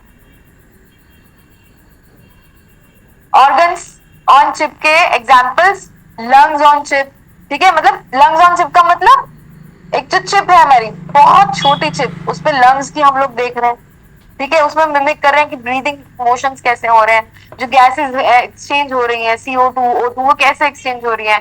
हार्ट ऑन चिप वो पूरे हार्ट बीट को सिमुलेट कर देता है, और अगर कार्डियक अरेस्ट के लिए या कार्डियक सेल्स के लिए, ताकि मतलब अगर किसी को हो जाता है, कहते हैं ना माइनर हार्ट अटैक था, तो उनको कुछ मेडिसिन पे रहना पड़ता है, तो उसकी टेस्टिंग के लिए कि भाई जो हम लोग ये पूरा सिमुलेट कर दिया, सोचो मैंने सारी वेन्स, आर्टरी, हार्ट पूरा, ठीक है, उसके लिए लिवर, किडनी, ब्रेन, गट, ये सारे एग्जाम्पल्स हैं जिन पे काम चल रहा है बच्चों, ठीक है।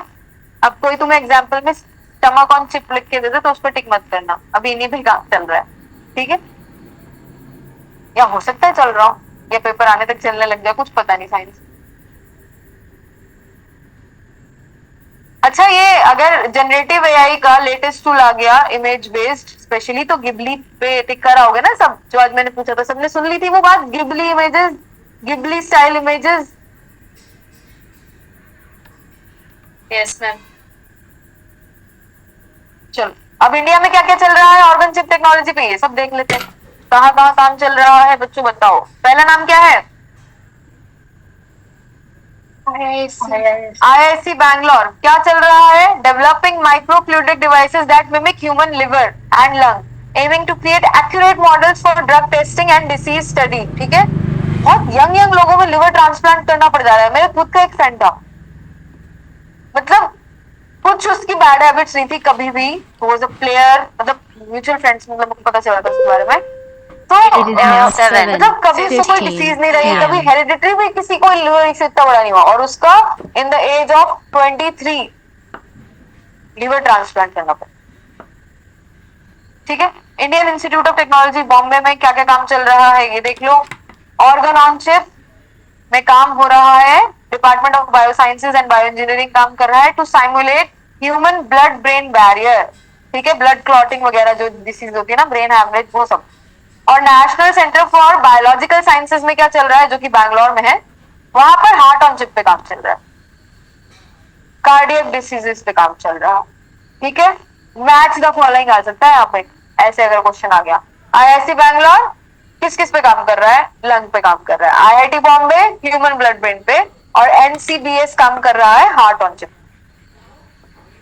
आई होप आप लोग सब सुन रहे होंगे जो मैं बोल रही हूँ। Yes, 1 घंटा हो गया, ब्रेक लेना है? चलो ये वाला खत्म कर देते हैं, ऑर्गन ऑन चिप, फिर ब्रेक लेते हैं, ठीक है। एक और न्यूज कि एक स्टेटमेंट आई है कि जो ऑर्गन ऑन चिप टेक्नोलॉजीज है, ये एक देखो यहाँ पे 2 इंपॉर्टेंट टर्म है, एक तो ऑर्गन ऑन चिप है ही जिसके बारे में पढ़ रहे हैं, और एक ये जो बायो E3 टर्म है, इसको तो अभी हम अलग से दोबारा लेने वाले हैं। बायो E3 यानी biotechnology for economy, environment and employment. जैसा कि हमने कल भी डिस्कस किया था कि ये कैसा फील्ड है, क्या टर्म बोली थी? Multi disciplinary, very good. यानी कि देखो यहाँ पर सोशल स्टडीज वाले लोग भी आ सकते हैं, यहाँ पे सिर्फ एथिक्स की बात है, क्योंकि लॉ वाले लोग भी आ सकते हैं, ठीक है, डेटा साइंटिस्ट भी आ सकता है, इंजीनियर भी आ सकता है, और बायोलॉजिस्ट तो आ ही, डॉक्टर्स तो है ही, वो तो मेन है बिल्कुल, पर उनकी हेल्प के लिए कितने सारे फील्ड के लोग आ गए हैं इधर, ये देखो, ठीक है। तो ये ऑर्गन ऑन चिप टेक्नोलॉजी जो है, ये बायो E3 मिशन को बहुत ज्यादा बूस्ट करती है, ठीक है। ये एक आर्टिकल आया था, ये स्टडी आई थी, इसमें ये बोला गया था, और यहाँ पर बोला गया था कि न्यू अप्रोच मेथड्स NAM, ये भी ये है दूसरी टर्म जो मैं बोल रही थी ना, एक टर्म बायो E3 है स्लाइड में, एक है NAM, न्यू अप्रोच मेथड्स जिसके लिए बनाए जाएं, और जिसके लिए बायो E3 फिर हमारा इकोनॉमी बूस्ट करने में हेल्प करे। देखो ये तो हम सबको पता है, सबसे बड़ा हमारा अभी कंट्री का प्रॉब्लम है कि इकोनॉमी कैसे बूस्ट करें, ठीक है। तो इकोनॉमी, एनवायरमेंट एंड एम्प्लॉयमेंट, अगर हम ग्रीन टेक्नोलॉजी में काम करेंगे, येलो टेक्नोलॉजी, ग्रीन बायोटेक्नोलॉजी में काम करेंगे, येलो बायोटेक्नोलॉजी में काम करेंगे, using organ on chip technology, तो ये कहीं ना कहीं हमारा एनवायरमेंट को भी इनहेंस करेगा, ठीक है, और एम्प्लॉयमेंट तो फिर हम देंगे।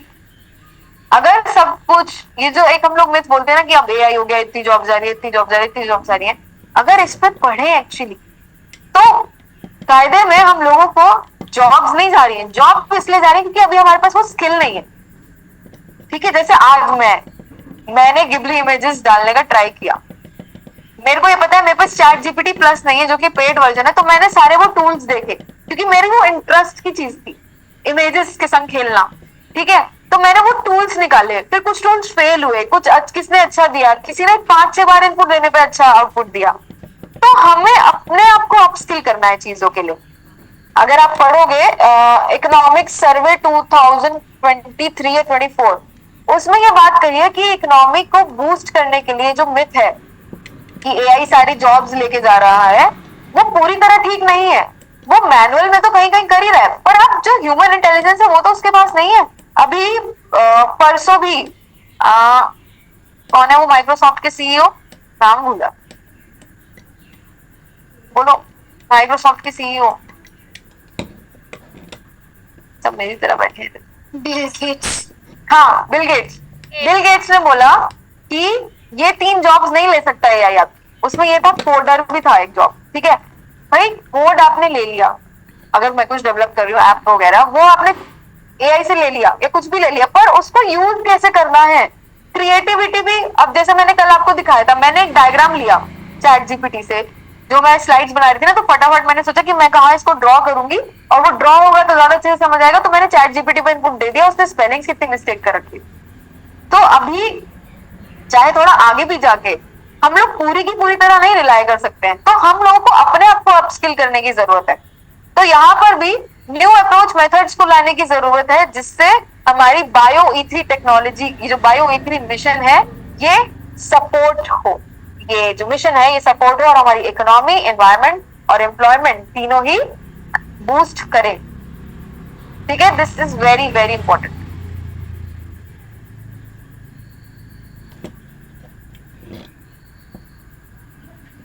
Next slide. ये है कुछ नए मेथड्स NAM जिनकी मैं बात कर रही थी,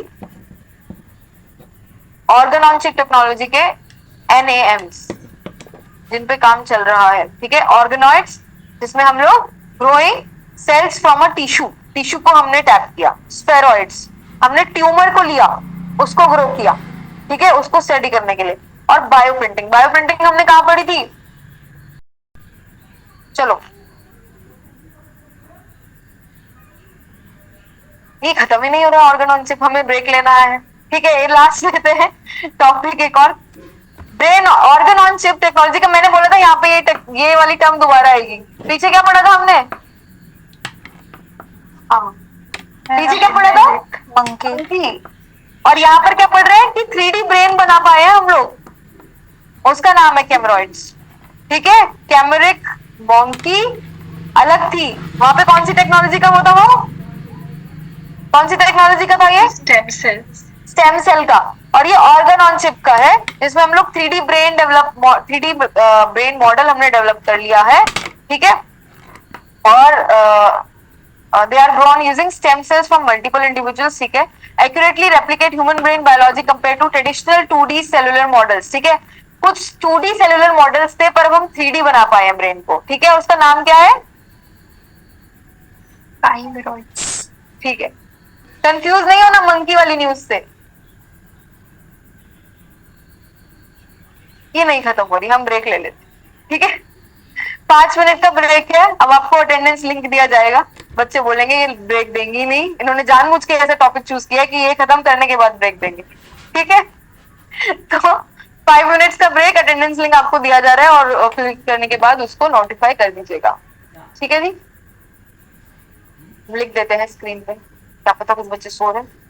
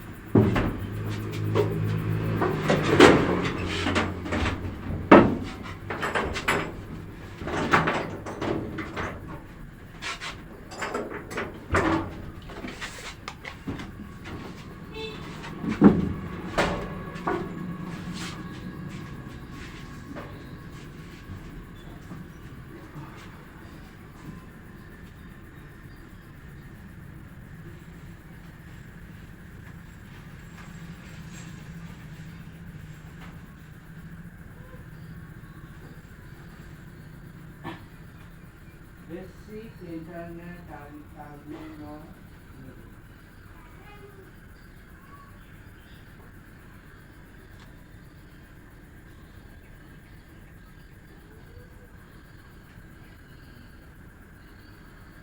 Basic internet terminology.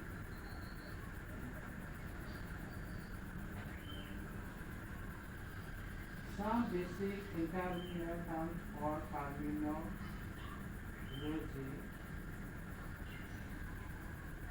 that can be used more than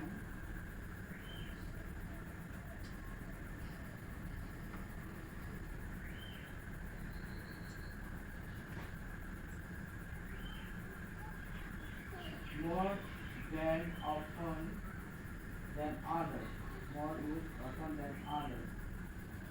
That are some basic internet terms or terminology that are more used often than others. Using of the internet are URL, using of internet are URL, Uniform Resource Locator. Every website has a specific location of its web browser. We need a browser to use the internet. A web browser is a free client software. It's a free client software that helps us to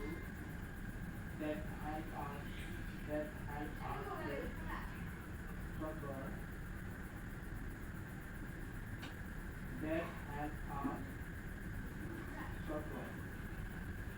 that help us to software that help us to view web pages, browsing and online and most online content. www World Wide Web World Wide Web afternoon interactive assignment services interactive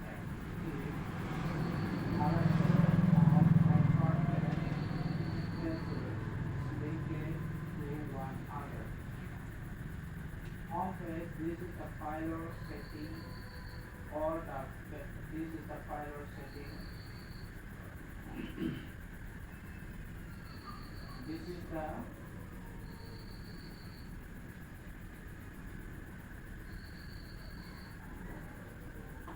is the file setting or the pages often are when you start the browser. Link. This is a hypertext which when clicked on directed us to another pages or another sites or another pages within a same. Basic internet terminal work. Some basic internet terms and terminal work that are used more often than not. Others use URL or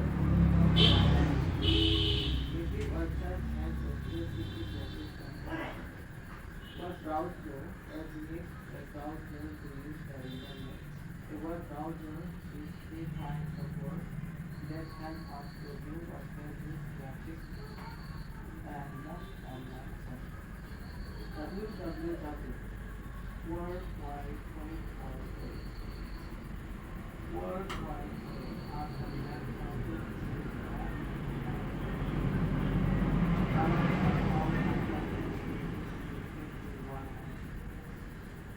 this is the default setting.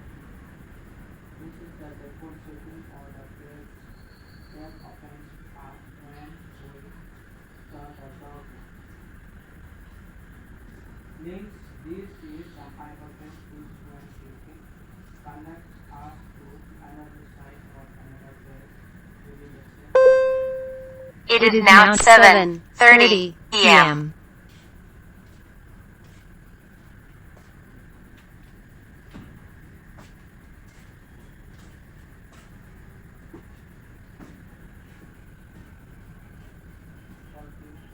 आ जाइए वापस class में। Break थोड़ा लंबा हो गया, 4 minute extra. तो organ on chip technology का आगे बढ़ते हैं हम लोग। इसमें हमारा इंडिया में क्या क्या चल रहा है, क्या क्या लेजिस्लेटिव बॉडीज काम कर रही हैं। Amendment of new drugs and clinical trials rules 2019 है, जीनोम इंडिया प्रोजेक्ट है। ठीक है। GIP 10,000 genome database will be available to researchers across the globe. देखो रिसर्च पे बहुत काम फोकस है ऑब्वियसली, क्योंकि अभी इतना ज्यादा आम नहीं है ना। अब सोचो पैरासिटामोल पे होगा क्या रिसर्च इतना, क्योंकि वो बहुत आम चीज है ना। डोलो आ गई हमारे पास, चलो पैरासिटामोल तो थोड़ी और अच्छी है ना, और उसमें इतना रिसर्च नहीं हो रहा होगा। पर ये gene cell therapy, OOC, stem cell, ये सारी चीजें हैं जिसपे और रिसर्च चली जा रही है, और इसके लिए हमें डेटा चाहिए। ठीक है, तो जीआईपी चल रहा है इसलिए हमारे पास फिनोम इंडिया प्रोजेक्ट है जिसमें सीएसआईआर काम कर रही है कॉम्प्रिहेंसिव फिनोम डेटाबेस बनाने के लिए। ठीक है, उसमें हमारे कैरेक्टरिस्टिक्स, ट्रेड्स, ये सब देखे जाते हैं, सेल के, टिश्यू के, ऑर्गन्स के, ये सब चीजें देखी जाती हैं।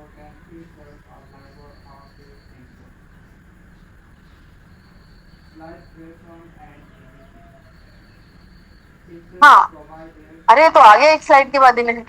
चलो ठीक है। अब जो मैंने बोला था कि हम लोग क्या देखेंगे, मैंने बोला था ना कि ये टर्म बाद दोबारा देखेंगे हम। क्या, कौन सा term? Bio E3. Bio E3 which stands for biotechnology for economic environment and employment. ठीक है, तो यूनियन कैबिनेट ने अप्रूव कर दिया है इस पॉलिसी को। ये पहले पढ़ा चाहिए था वैसे हमें, ठीक है, जैसे जैसे मुझे दिखती गई चीजें मैंने डाल दिया। Union cabinet has approved the bio E3। अच्छा, वो तो एक स्टेटमेंट थी कि बायोटेक्नोलॉजी की ये चिप ऑन टेक्नोलॉजी हमारी बायो E3 को बूस्ट कर सकती है, ठीक है। For fostering high performance bio manufacturing. Bio manufacturing क्या होता है बच्चों, बताओ। बायो मैन्युफैक्चरिंग में क्या क्या आ जाएगा? जैसे कल मैंने एक एग्जांपल दिया था कि मेरे नोन में एक मैम थी, वो PhD कर रही थी कि उन्होंने फूड टेक्नोलॉजी से प्रोडक्ट बनाया था जिसमें उन्होंने इडली बैटर में एक एल्गे ऐड किया था जो माल न्यूट्रिशन बच्चों के लिए यूज होगा। ठीक है, ऐसी ही चीजों को मैन्युफैक्चरिंग करेंगे जब हम, वो सारा बायो मैन्युफैक्चरिंग में आ जाएगा। ठीक है, अब इसका एम क्या है? Establish a framework to adopt advance technologies and align research to revolutionize bio manufacturing process.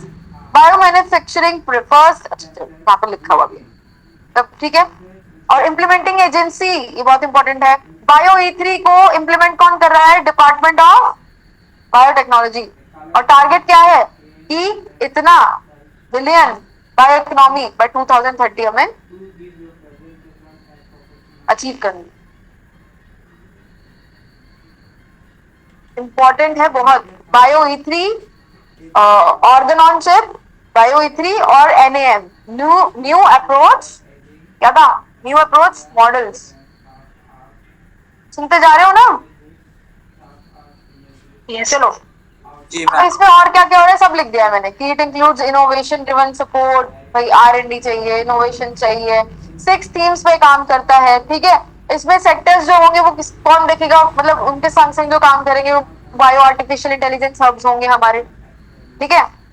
Integrating AI and bio manufacturing, जो 6 थीम्स हैं जिसपे हमारा काम हो, ये इंपॉर्टेंट है। जो हमारी 6 थीम्स है ना, bio based chemicals and enzymes, मतलब बायो मैन्युफैक्चरिंग जो होगी वो 6 थीम्स पे काम करेगा। Bio based chemicals and enzymes, functional food and smart protein, जिसमें मैंने वो अभी एग्जांपल दिया, algae, idli batter. Precision biotherapeutics, climate resilient agriculture, biofuels and carbon capture, ये 4th हो गया। अच्छा, ये 5th है सॉरी, ठीक। और 6th है futuristic marine and space research. Marine वाली कौन सी टाइप ऑफ बायोटेक्नोलॉजी थी मरीन इकोसिस्टम के लिए? ब्लू। और पर्पल, जिस कलर से मैं लिख रही हूँ, मैंने पर्पल कलर से ब्लू लिखा है। पर पर्पल बायोटेक्नोलॉजी किसके लिए यूज होती है? Legal aspects. Ethical consideration. Very good, very good. और communication science, awareness, orange. Orange. और ग्रे किसके लिए यूज होती है? Waste management. And white? Environment. Industries. Environment. और गोल्डन? इन्फॉर्मेटिक्स। सुमेधा पढ़ के बताओ तुम। दिख रहा है मुझको बच्चे क्या कर रहे हैं। अच्छा, मतलब मेरा ये मोटिव था कि जो हम पढ़ रहे हैं वो आपके दिमाग में बैठ रहा है कि नहीं, ठीक है। क्योंकि मुझे भी पता है बहुत सारे सब्जेक्ट्स हैं, वो तो हम सबको ही पता है, वो एक कांस्टेंट टेंशन है। इतने सारे सब्जेक्ट्स, कुछ का इतना सारा सिलेबस है, कुछ का सिलेबस कम है, तो करंट अफेयर्स बार बार चेंज हो रहे हैं, आया जा रहा है कुछ ना कुछ नया, ठीक है। तो मेरा ये मोटिव है कि आप लोग जितने घंटे हम लोग साइंस एंड टेक पढ़ रहे हैं ना, बस उतने आप बिल्कुल ध्यान से सुनो ताकि आपका वो थिंकिंग में बैठ जाए, तो आपको ग्रास्पिंग चाहे आपको बाद में भी पढ़ना पड़े तो बहुत फटाफट हो जाए, ठीक है बच्चों।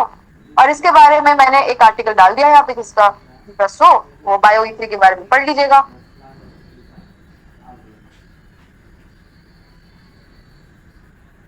Next, mitochondria. क्या होता है mitochondria? Powerhouse of the cell. ये तो हम सबने 5th क्लास में रट रट के इसकी स्पेलिंग भी याद नहीं होती थी। क्या था ये इतना बड़ा सा और दिखता भी अजीब सा था। सेल का डायग्राम बनाना आता था तो सब चीजें ऐड करनी पड़ती थी। माइटोकॉन्ड्रिया में अलग से टेंशन, उसको बनाओ फिर लेबल करो, इतना लंबा सा स्पेलिंग लिखो, वो भी गलत हो जाती थी स्पेलिंग एट द एंड। हाँ, तो ये क्या होता है? Power house of a cell. अब हमारे पास एक डिसीज आई, पार्किंसन, डिसीज, ठीक है। न्यूरो डीजनरेटिव डिसीज है जो क्या करता है, ब्रेन सेल को डेड करता जाता है, ठीक है। अब इसके लिए हमें क्या मिला, एक डायनामाइन रिलेटेड प्रोटीन DRP1 जिसे हम बोलते हैं। इससे हमारा वो माइक्रोकॉन्ड्रियल फंक्शन जो है वो रिस्टोर हो सकता है, ठीक है। DRP1 protein travels to the mitochondria where they divide into smaller sizes for higher mobility and quality control, ठीक।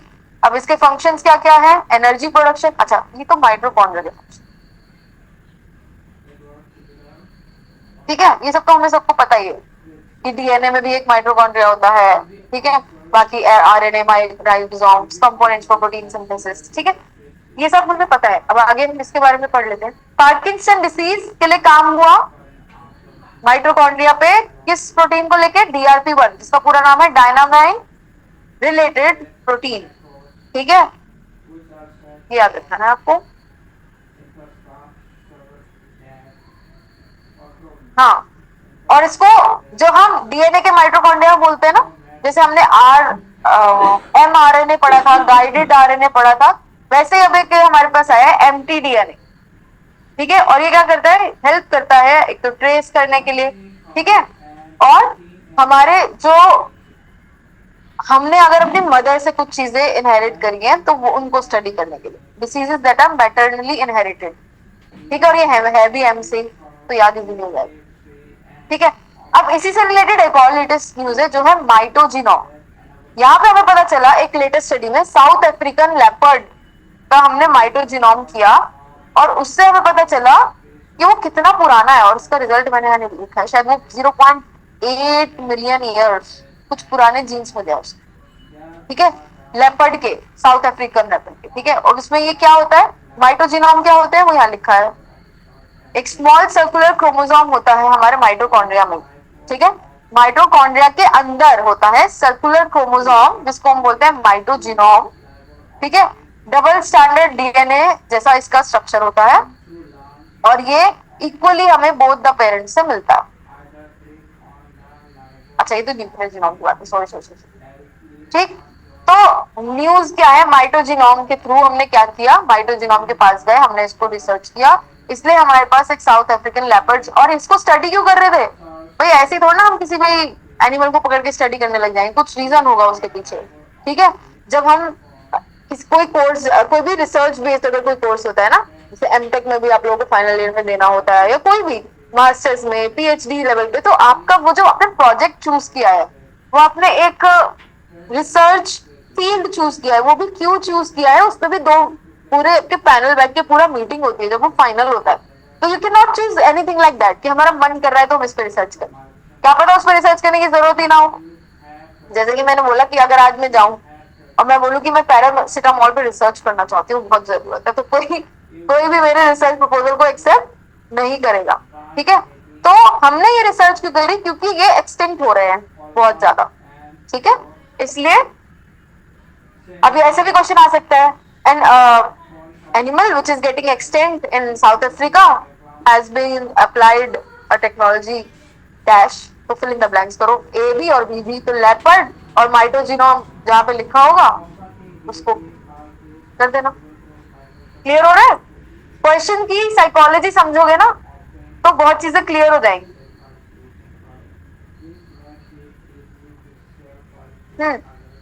अब एक और लेटेस्ट न्यूज, प्राइम मिनिस्टर ने लॉन्च की है यूनिफाइड जीनोमिक चिप।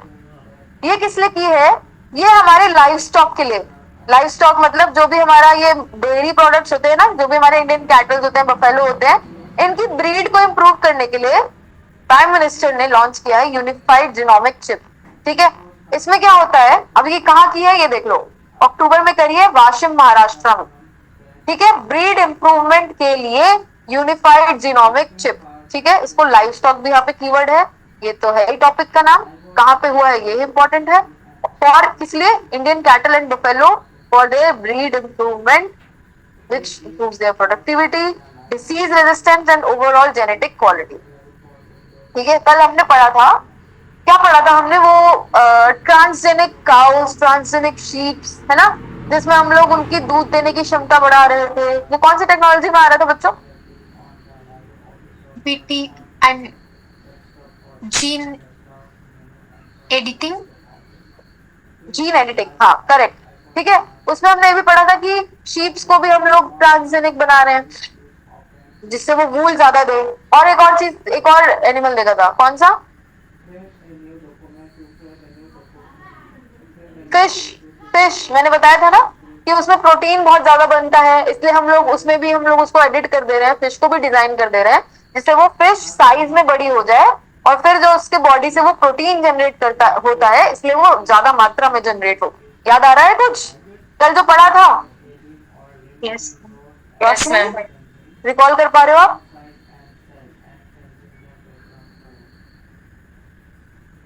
चलो ठीक है, अब आगे देखते हैं इस पे काम क्यों होना जरूरी है, क्या हो रहा है।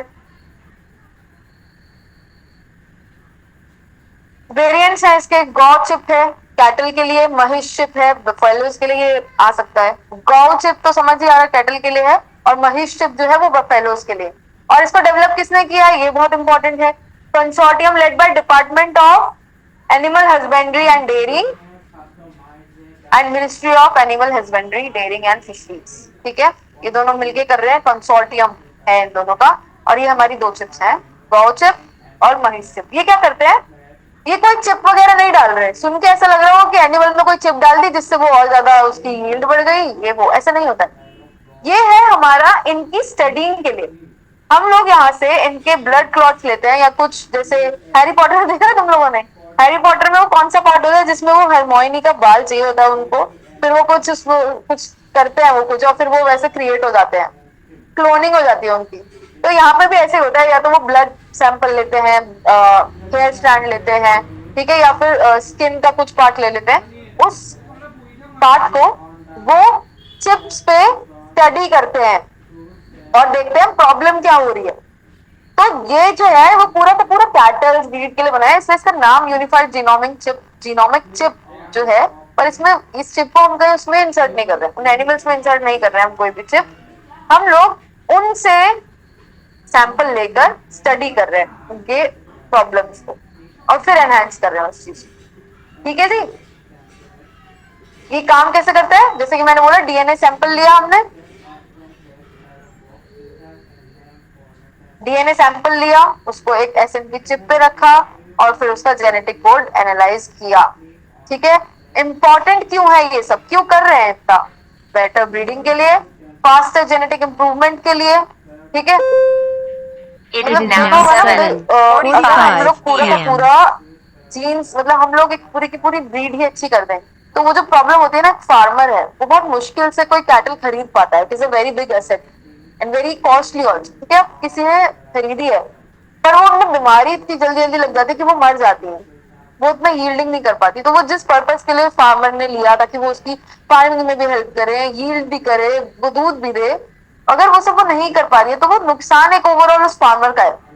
ठीक है, क्योंकि वो एक एसेट की तरह वो काम नहीं कर पाई, तो इसलिए हम पूरी की पूरी ब्रीड पे ही काम कर रहे हैं अब। ठीक है, for the farmers, for the whole ecosystem, disease resistance हो जाए उनमें, इंडिजीनियस ब्रीड कंजर्वेशन हो सके। ठीक है, आजकल मतलब हमारी इंडियन काउ तो बहुत कम बची है। ठीक है, हमारे पास फॉरेन ब्रीड्स हैं। ठीक है, मतलब उनको कंजर्व तो करना ही पड़ेगा क्योंकि उनके उनकी जो प्रॉपर्टीज हैं वो हमें, फॉरेन काउ का दूध, वो प्रॉपर्टीज हमारे लिए फेवरेबल नहीं होगा। समझ रहे हो, वही जो मैं बात कर रही थी, वेदर, ईटिंग, लाइफस्टाइल, वो सब। नेक्स्ट स्लाइड पे आते हैं। making it easy when ensuring consistency and making क्या कर सके कि फीमेल काव्स ही पैदा हो।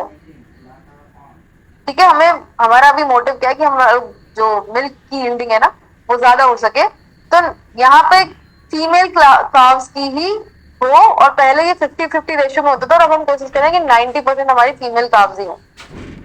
ठीक है, और ये किसने बनाया? National Dairy Development Board has developed the indigenous technology for sex sorted सीमेन।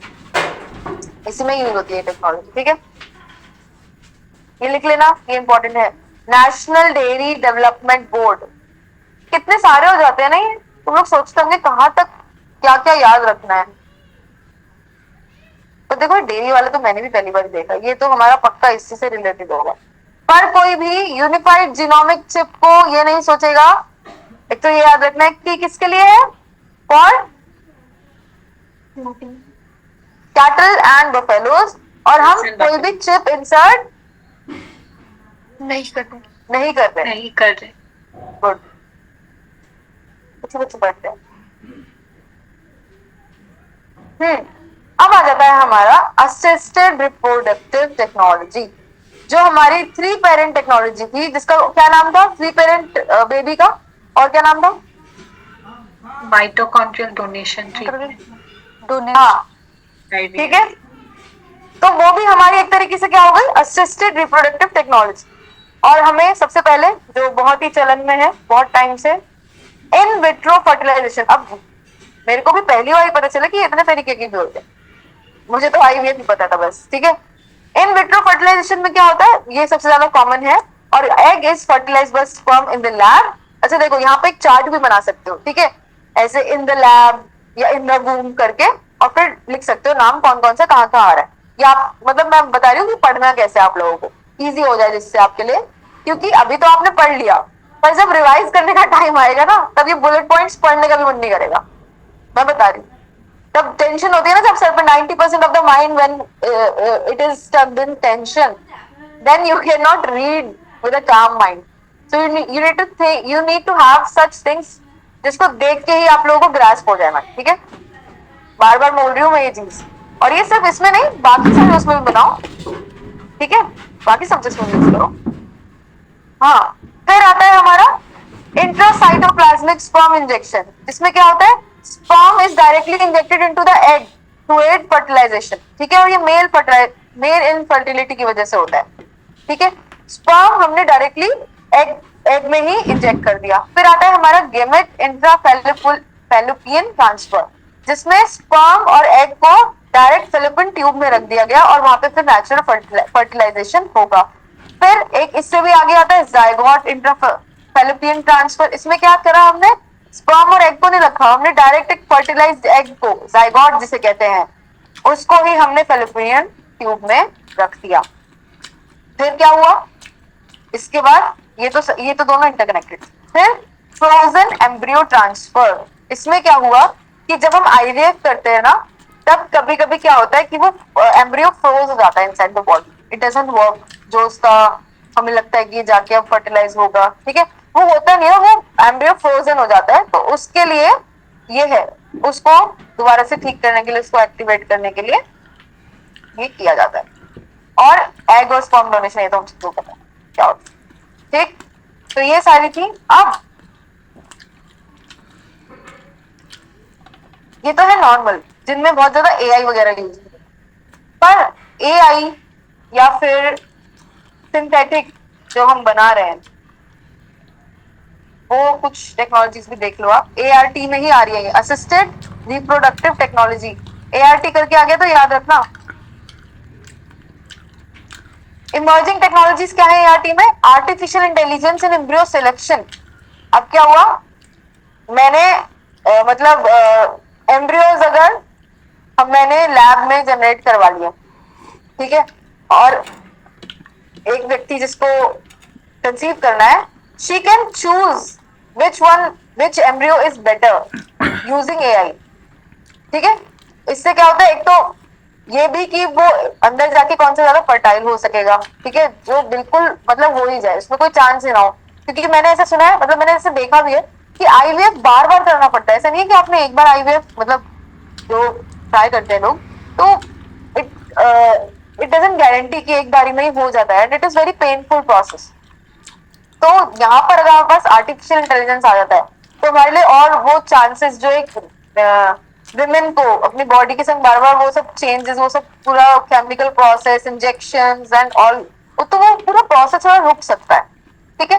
फिर क्रिस्पर एंड जेनेटिक एडिटिंग आ रहा है इसमें, यूट्रस ट्रांसप्लांट्स में भी यूज हो रहा है, इमर्जिंग टेक्नोलॉजी है मतलब ये भी।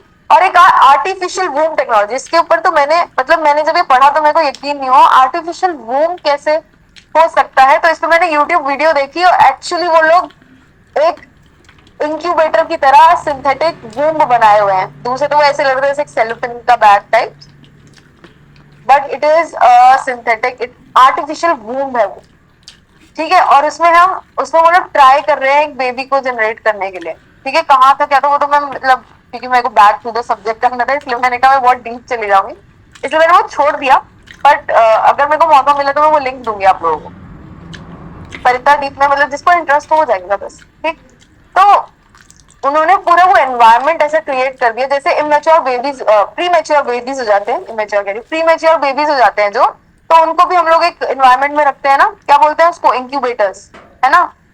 वैसे ही आर्टिफिशियल वूम्ब टेक्नोलॉजी, ठीक है। अब ये कहाँ पे, जस्ट मेरे को अभी क्लिक किया, ये कहाँ पे काम आ सकता है। सपोज एक लेडी है and she is having a baby in her womb, और वो उसको कुछ ऐसी डिसीज हो गई है कि वो 9 मतलब वो बेबी होने से पहले ही वो उसकी लाइफ को खतरा है।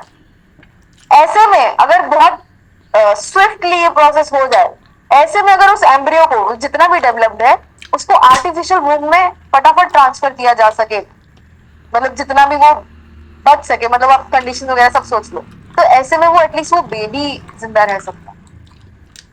समझ रहे हैं आप मेरी बात? मतलब ये जस्ट मेरे को अभी क्लिक हुआ है कि ये आर्टिफिशियल वोम मतलब बहुत ज्यादा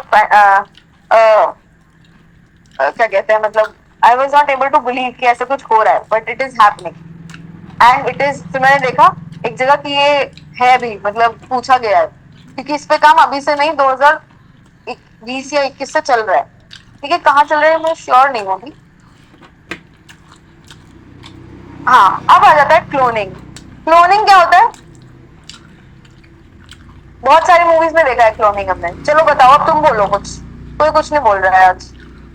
रेप्लिका रेप्लिका क्रिएट कर देते हैं। अब रेप्लिका भी हम लोग 4 तरीके की बना सकते हैं, ठीक है। एक तो रिप्रोडक्टिव क्लोनिंग, जिसमें हम लोग एक आइडेंटिकल ऑर्गेनिज्म भी बना सके सिंगल पेरेंट से, ठीक है। ये डॉली द शीप, इसका ये पीवाई क्यों आया हुआ है, इस पे स्टार बना लेना, कि मैंने देखा पीवाई क्यों। उसमें ऐसे लिखा था डॉली द शीप इज, और नीचे लिखा हुआ था कि party cell therapy sample, cloning sample, genome therapy sample, और एक और 3 पेरेंट बेबी सैंपल।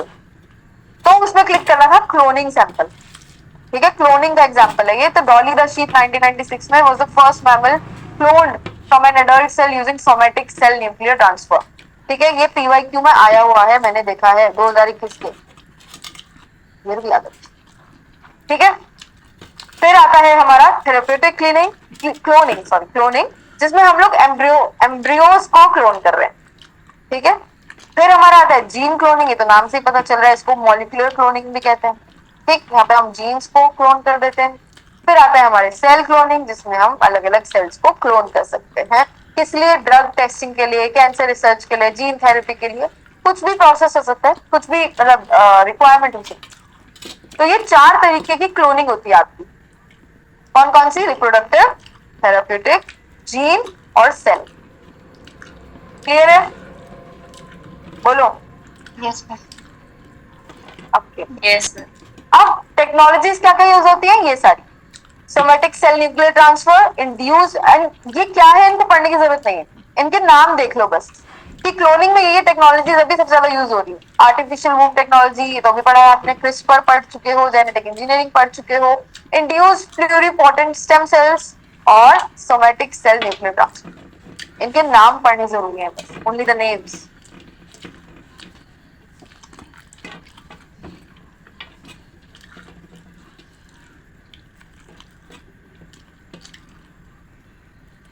प्रीलिम्स में सिर्फ ये टेस्ट किया जाता है, जो मैंने वेरी फर्स्ट क्लास में भी कहा था, कि आप अवेयर कितना हो, आप अवेक कितना, ठीक है। मैंने यहाँ पर ये सारे नाम देखे, अब 2-4 मैंने और जोड़ दिए और पूछ लिया इसमें से कौन कौन से, पर तुम लोगों ने अगर ये नाम देखे होंगे तो तुम सिर्फ इन्हीं पे टिक करके आओगे, उन्हीं ऑप्शंस को देख लो, ठीक है। तो इसके अंदर क्या है वो जानने की जरूरत नहीं है आप, पर ये सारी हमारी क्लोनिंग में यूज हो रही है टेक्नोलॉजीज, ये जानने की बहुत जरूरत है।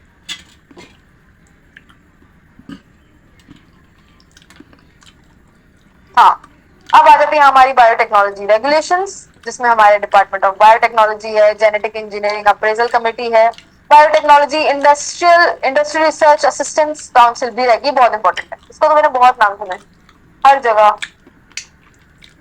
ठीक है, national bureau of plant genetic resources है और नेशनल बायोटेक्नोलॉजी डेवलपमेंट स्ट्रैटेजीज है। ठीक है, मैं देखती हूँ अगर इनके कुछ इंपॉर्टेंट काम चल रहे हैं।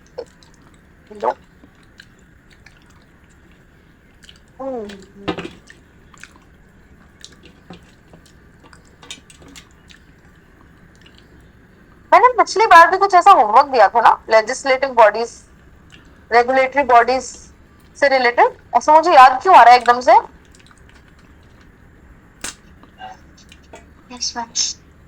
किया था वो किसी ने, मेरे को याद ही नहीं दिलाया किसी ने। होमवर्क देती हूँ मैं, ये बड़ी गलत बात है तुम लोगों की। चलो ठीक है, मैं विश्वास कर लेती हूँ। चलो, इनके क्या क्या काम है वो तो बहुत ज्यादा है, हम इनकी एक लिस्ट खुद से बना ले तो ज्यादा आसान होगा। ठीक है, क्योंकि काम आप लोगों के आएगा, तो मैं ये रिकमेंड करूंगी इनके रीसेंट काम, ये नहीं कि शुरू से पढ़ रहे, बस रीसेंट 2 साल के काम पढ़ लेना इन लोगों के नहीं, इन रेगुलेटरी बॉडीज के। ठीक है, बाकी कुछ तो मैंने बता ही दिए साथ साथ।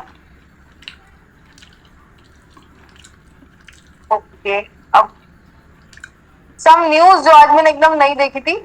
ठीक है, ये है कुछ और ऐड होगी तो मैं एक डॉक्यूमेंट बना रही हूँ, उसमें ऐड करके जाऊंगी। तो यहाँ पर आपका बायोटेक्नोलॉजी खत्म होता है, पर अभी हमारे पास 15 मिनट है, तो हम लोग कुछ क्वेश्चंस कर लेते हैं। ठीक है, रेडी है सब कुछ क्वेश्चंस करने के लिए? Yes, ma'am. और मेरे पास स्लाइड में नहीं है, मैं रीड कर पाऊंगी। ठीक है, तो अपने कान खुले रखना सब।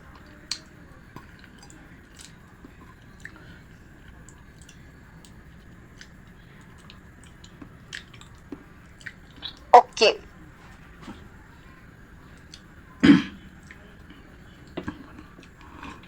in the context of hereditary diseases, consider the following statements. ठीक है, मैं 2 स्टेटमेंट बोल रही हूँ। Passing on mitochondrial diseases from parent to child can be prevented by mitochondrial replacement therapy either before or after in vitro fertilization of egg. Statement 1 है ये। Statement 2 है, a child inherits mitochondrial diseases entirely from mother and not from father. Which one of these is correct?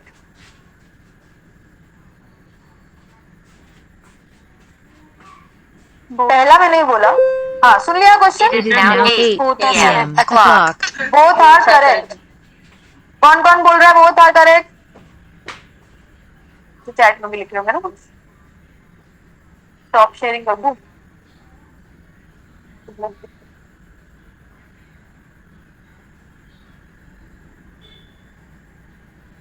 Both, ठीक है। संगीता, आपने hand raise क्यों किया है? Ma'am, because both are correct for that अच्छा, आंसर reason. बताने के लिए। और सुमेधा? Yes, ma'am. ठीक है, correct.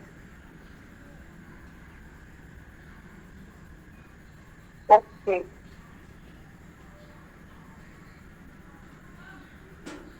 Next question, very good. जिनको नहीं आता था वो सुनते जाए। ठीक है, next question.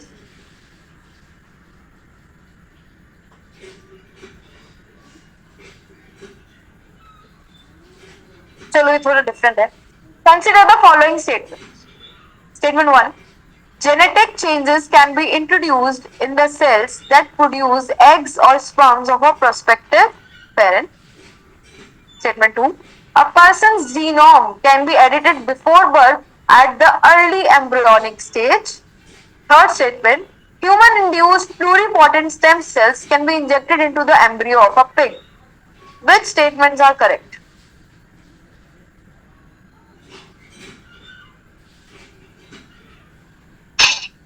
Ma'am, please come again.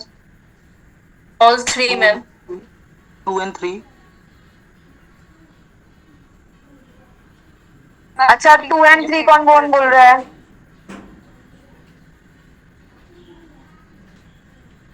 To correct है सिर्फ।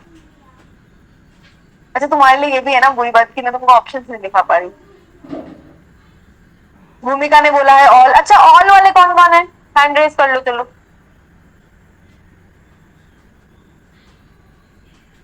और ये जो कुछ भी खेल ही नहीं रहे, जो बिल्कुल आउट ऑफ द गेम है, वो ऑडियंस बने हुए हैं जो क्या कर रहे हैं? चलो भाई, all the statements are true. जिसमें आपको कंफ्यूजन थी उसमें मुझे भी थी, बट ठीक है, we can do it. Human induced pluripotent stem cells can be injected into the embryo of a pig. Okay, ऐसी कोई हमने अभी पढ़ी नहीं है, so it can be done. Okay, आगे बढ़ते हैं, कुछ एक और क्वेश्चन देखते हैं। What is Cas9 protein that is often mentioned in the news? Option A, a molecular Caesar used in targeted gene editing. B, a biosensor used in the accurate detection of pathogens in patients. C, a gene that makes plant pest resistant. या D, a herbicidal substance synthesized in genetically modified crops. हाँ ठीक है, पहला question answer था इसका तो। ठीक है, okay done, very easy one.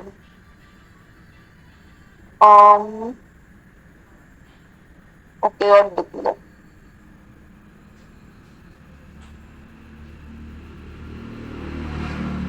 What is the application of somatic cell CJ nuclear transfer technology?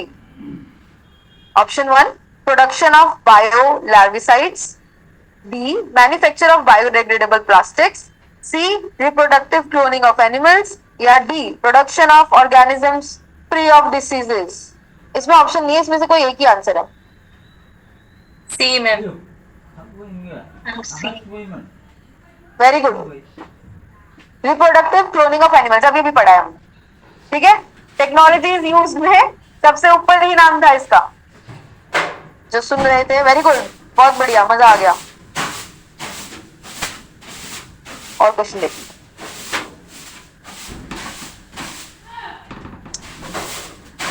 चलो 10 करोड़ रुपए के लिए अगला क्वेश्चन आप लोगों की स्क्रीन पर नहीं आएगा, मैं बोलूंगी, और ना 10 करोड़ है मेरे पास। With reference to agriculture in India, how can the technique of genome sequencing often seen in the news be used in the immediate future? ठीक है, जीनोम सीक्वेंसिंग के एग्रीकल्चर कॉन्टेक्स्ट में हम लोग क्या न्यूज में देख रहे हैं? और इसमें multiple statements can be the answer. First is genome sequencing can be used to identify genetic markers for disease resistance and drought tolerance in various crop plants. Second है, this technique helps in reducing the time required to develop new varieties of crop plants. और third है, it can be used to decipher the host pathogen relationships in crops. Repeat कर रही हूँ, first है genome sequencing, second है कि हम लोग उसका this technique can helps in reducing the time required to develop a new variety of crop, और थर्ड है decipher the host pathogen relationship in the crop. Multiple answer हो सकते हैं। 1 and 2. All 1, 2, 3. All 1, 2, 3. all the options. Jayashree, उत्जल, बेटा answer will be all. Okay, कोई नहीं, अभी हम पढ़े नहीं, मैं ये नहीं कह रही कि बहुत गलत हो गया कुछ, but at least you guys are trying. Okay,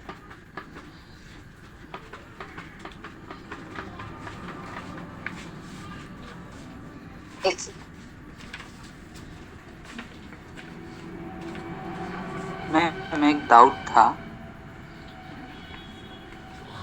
बोलो। मैम, आपने वो एक स्लाइड दिखाया था ना टी सेल और बी सेल का, वहाँ पर लास्ट में लिखा था बोन मेरो, तो वो बोन मेरो जैसे ट्रांसप्लांटेशन होता है ह्यूमंस पे, तो वो टी सेल और बी सेल बहुत मतलब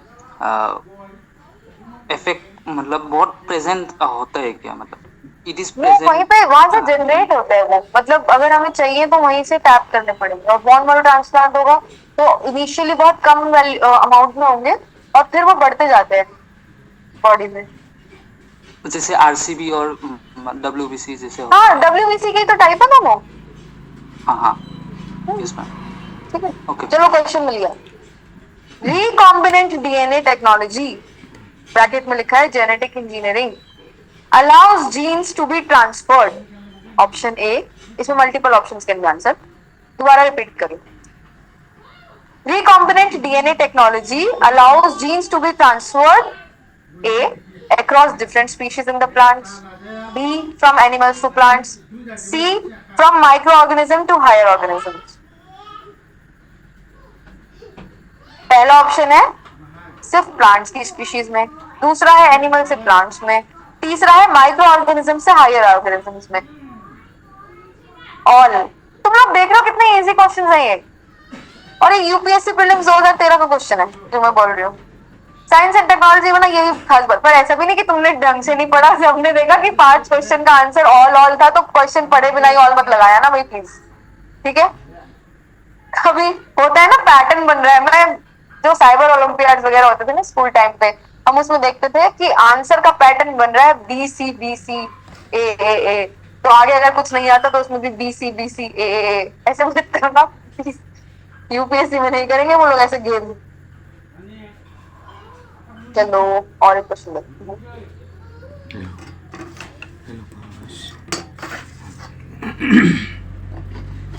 A genetically engineered form of brinjal known as BT brinjal has been developed. The objective of this, answer एक ही होगा. The objective of this is to make it pest resistant, to improve its taste and nutritive qualities, to make it drought resistant, to make its shelf life longer. अभी ऐसी चीजें जो हमने cover नहीं करी, पर अच्छा है क्वेश्चन मिल गया. चलो गैस करो. बी. बी क्या था? बी किसने बोला? मैम विशाल. मैंने. सी ए to make it pest resistant, B to make it drought resistant. नहीं drought resistant नहीं है बेटा. मैम नहीं तो देखो यहाँ पे कंफ्यूजन कहाँ हो सकती है. देखो इतनी छोटी सी चीज, देखो ड्रॉट रेजिस्टेंट, एक मतलब ड्रॉट रेजिस्टेंट हम किसी वेजिटेबल को नहीं बनाएंगे, हम ड्रॉट पे ही काम करेंगे. ड्रॉट ज्यादा बड़ी परेशानी है. ठीक है, अब और शेल्फ लाइफ लॉन्गर भी हम नहीं करना चाहेंगे. यहाँ पे कंफ्यूजन 2 जगह हो सकती है कि एक तो उसको पेस्ट रेजिस्टेंट बनाए या फिर उसकी टेस्ट और न्यूट्रिटिव क्वालिटीज को बढ़ाएं.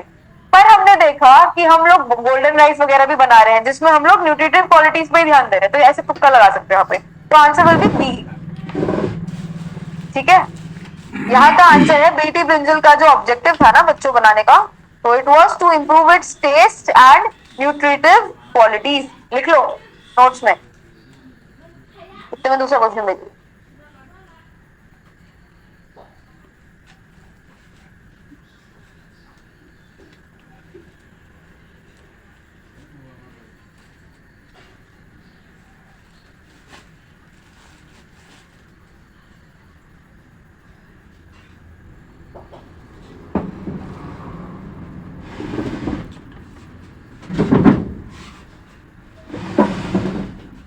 अभी और कुछ नहीं मिल रहा है. चलो आज के लिए इतना ही काफी. ठीक है, मजा आया बायोटेक्नोलॉजी पढ़ने में? Yes, ma'am. Yes, ma'am. थोड़ा क्वेश्चन देख के कॉन्फिडेंस भी आया होगा. Yes, ma'am. Yes, ma'am. चलिए, तो अगली बार नई यूनिट के संग मिलते हैं हम लोग.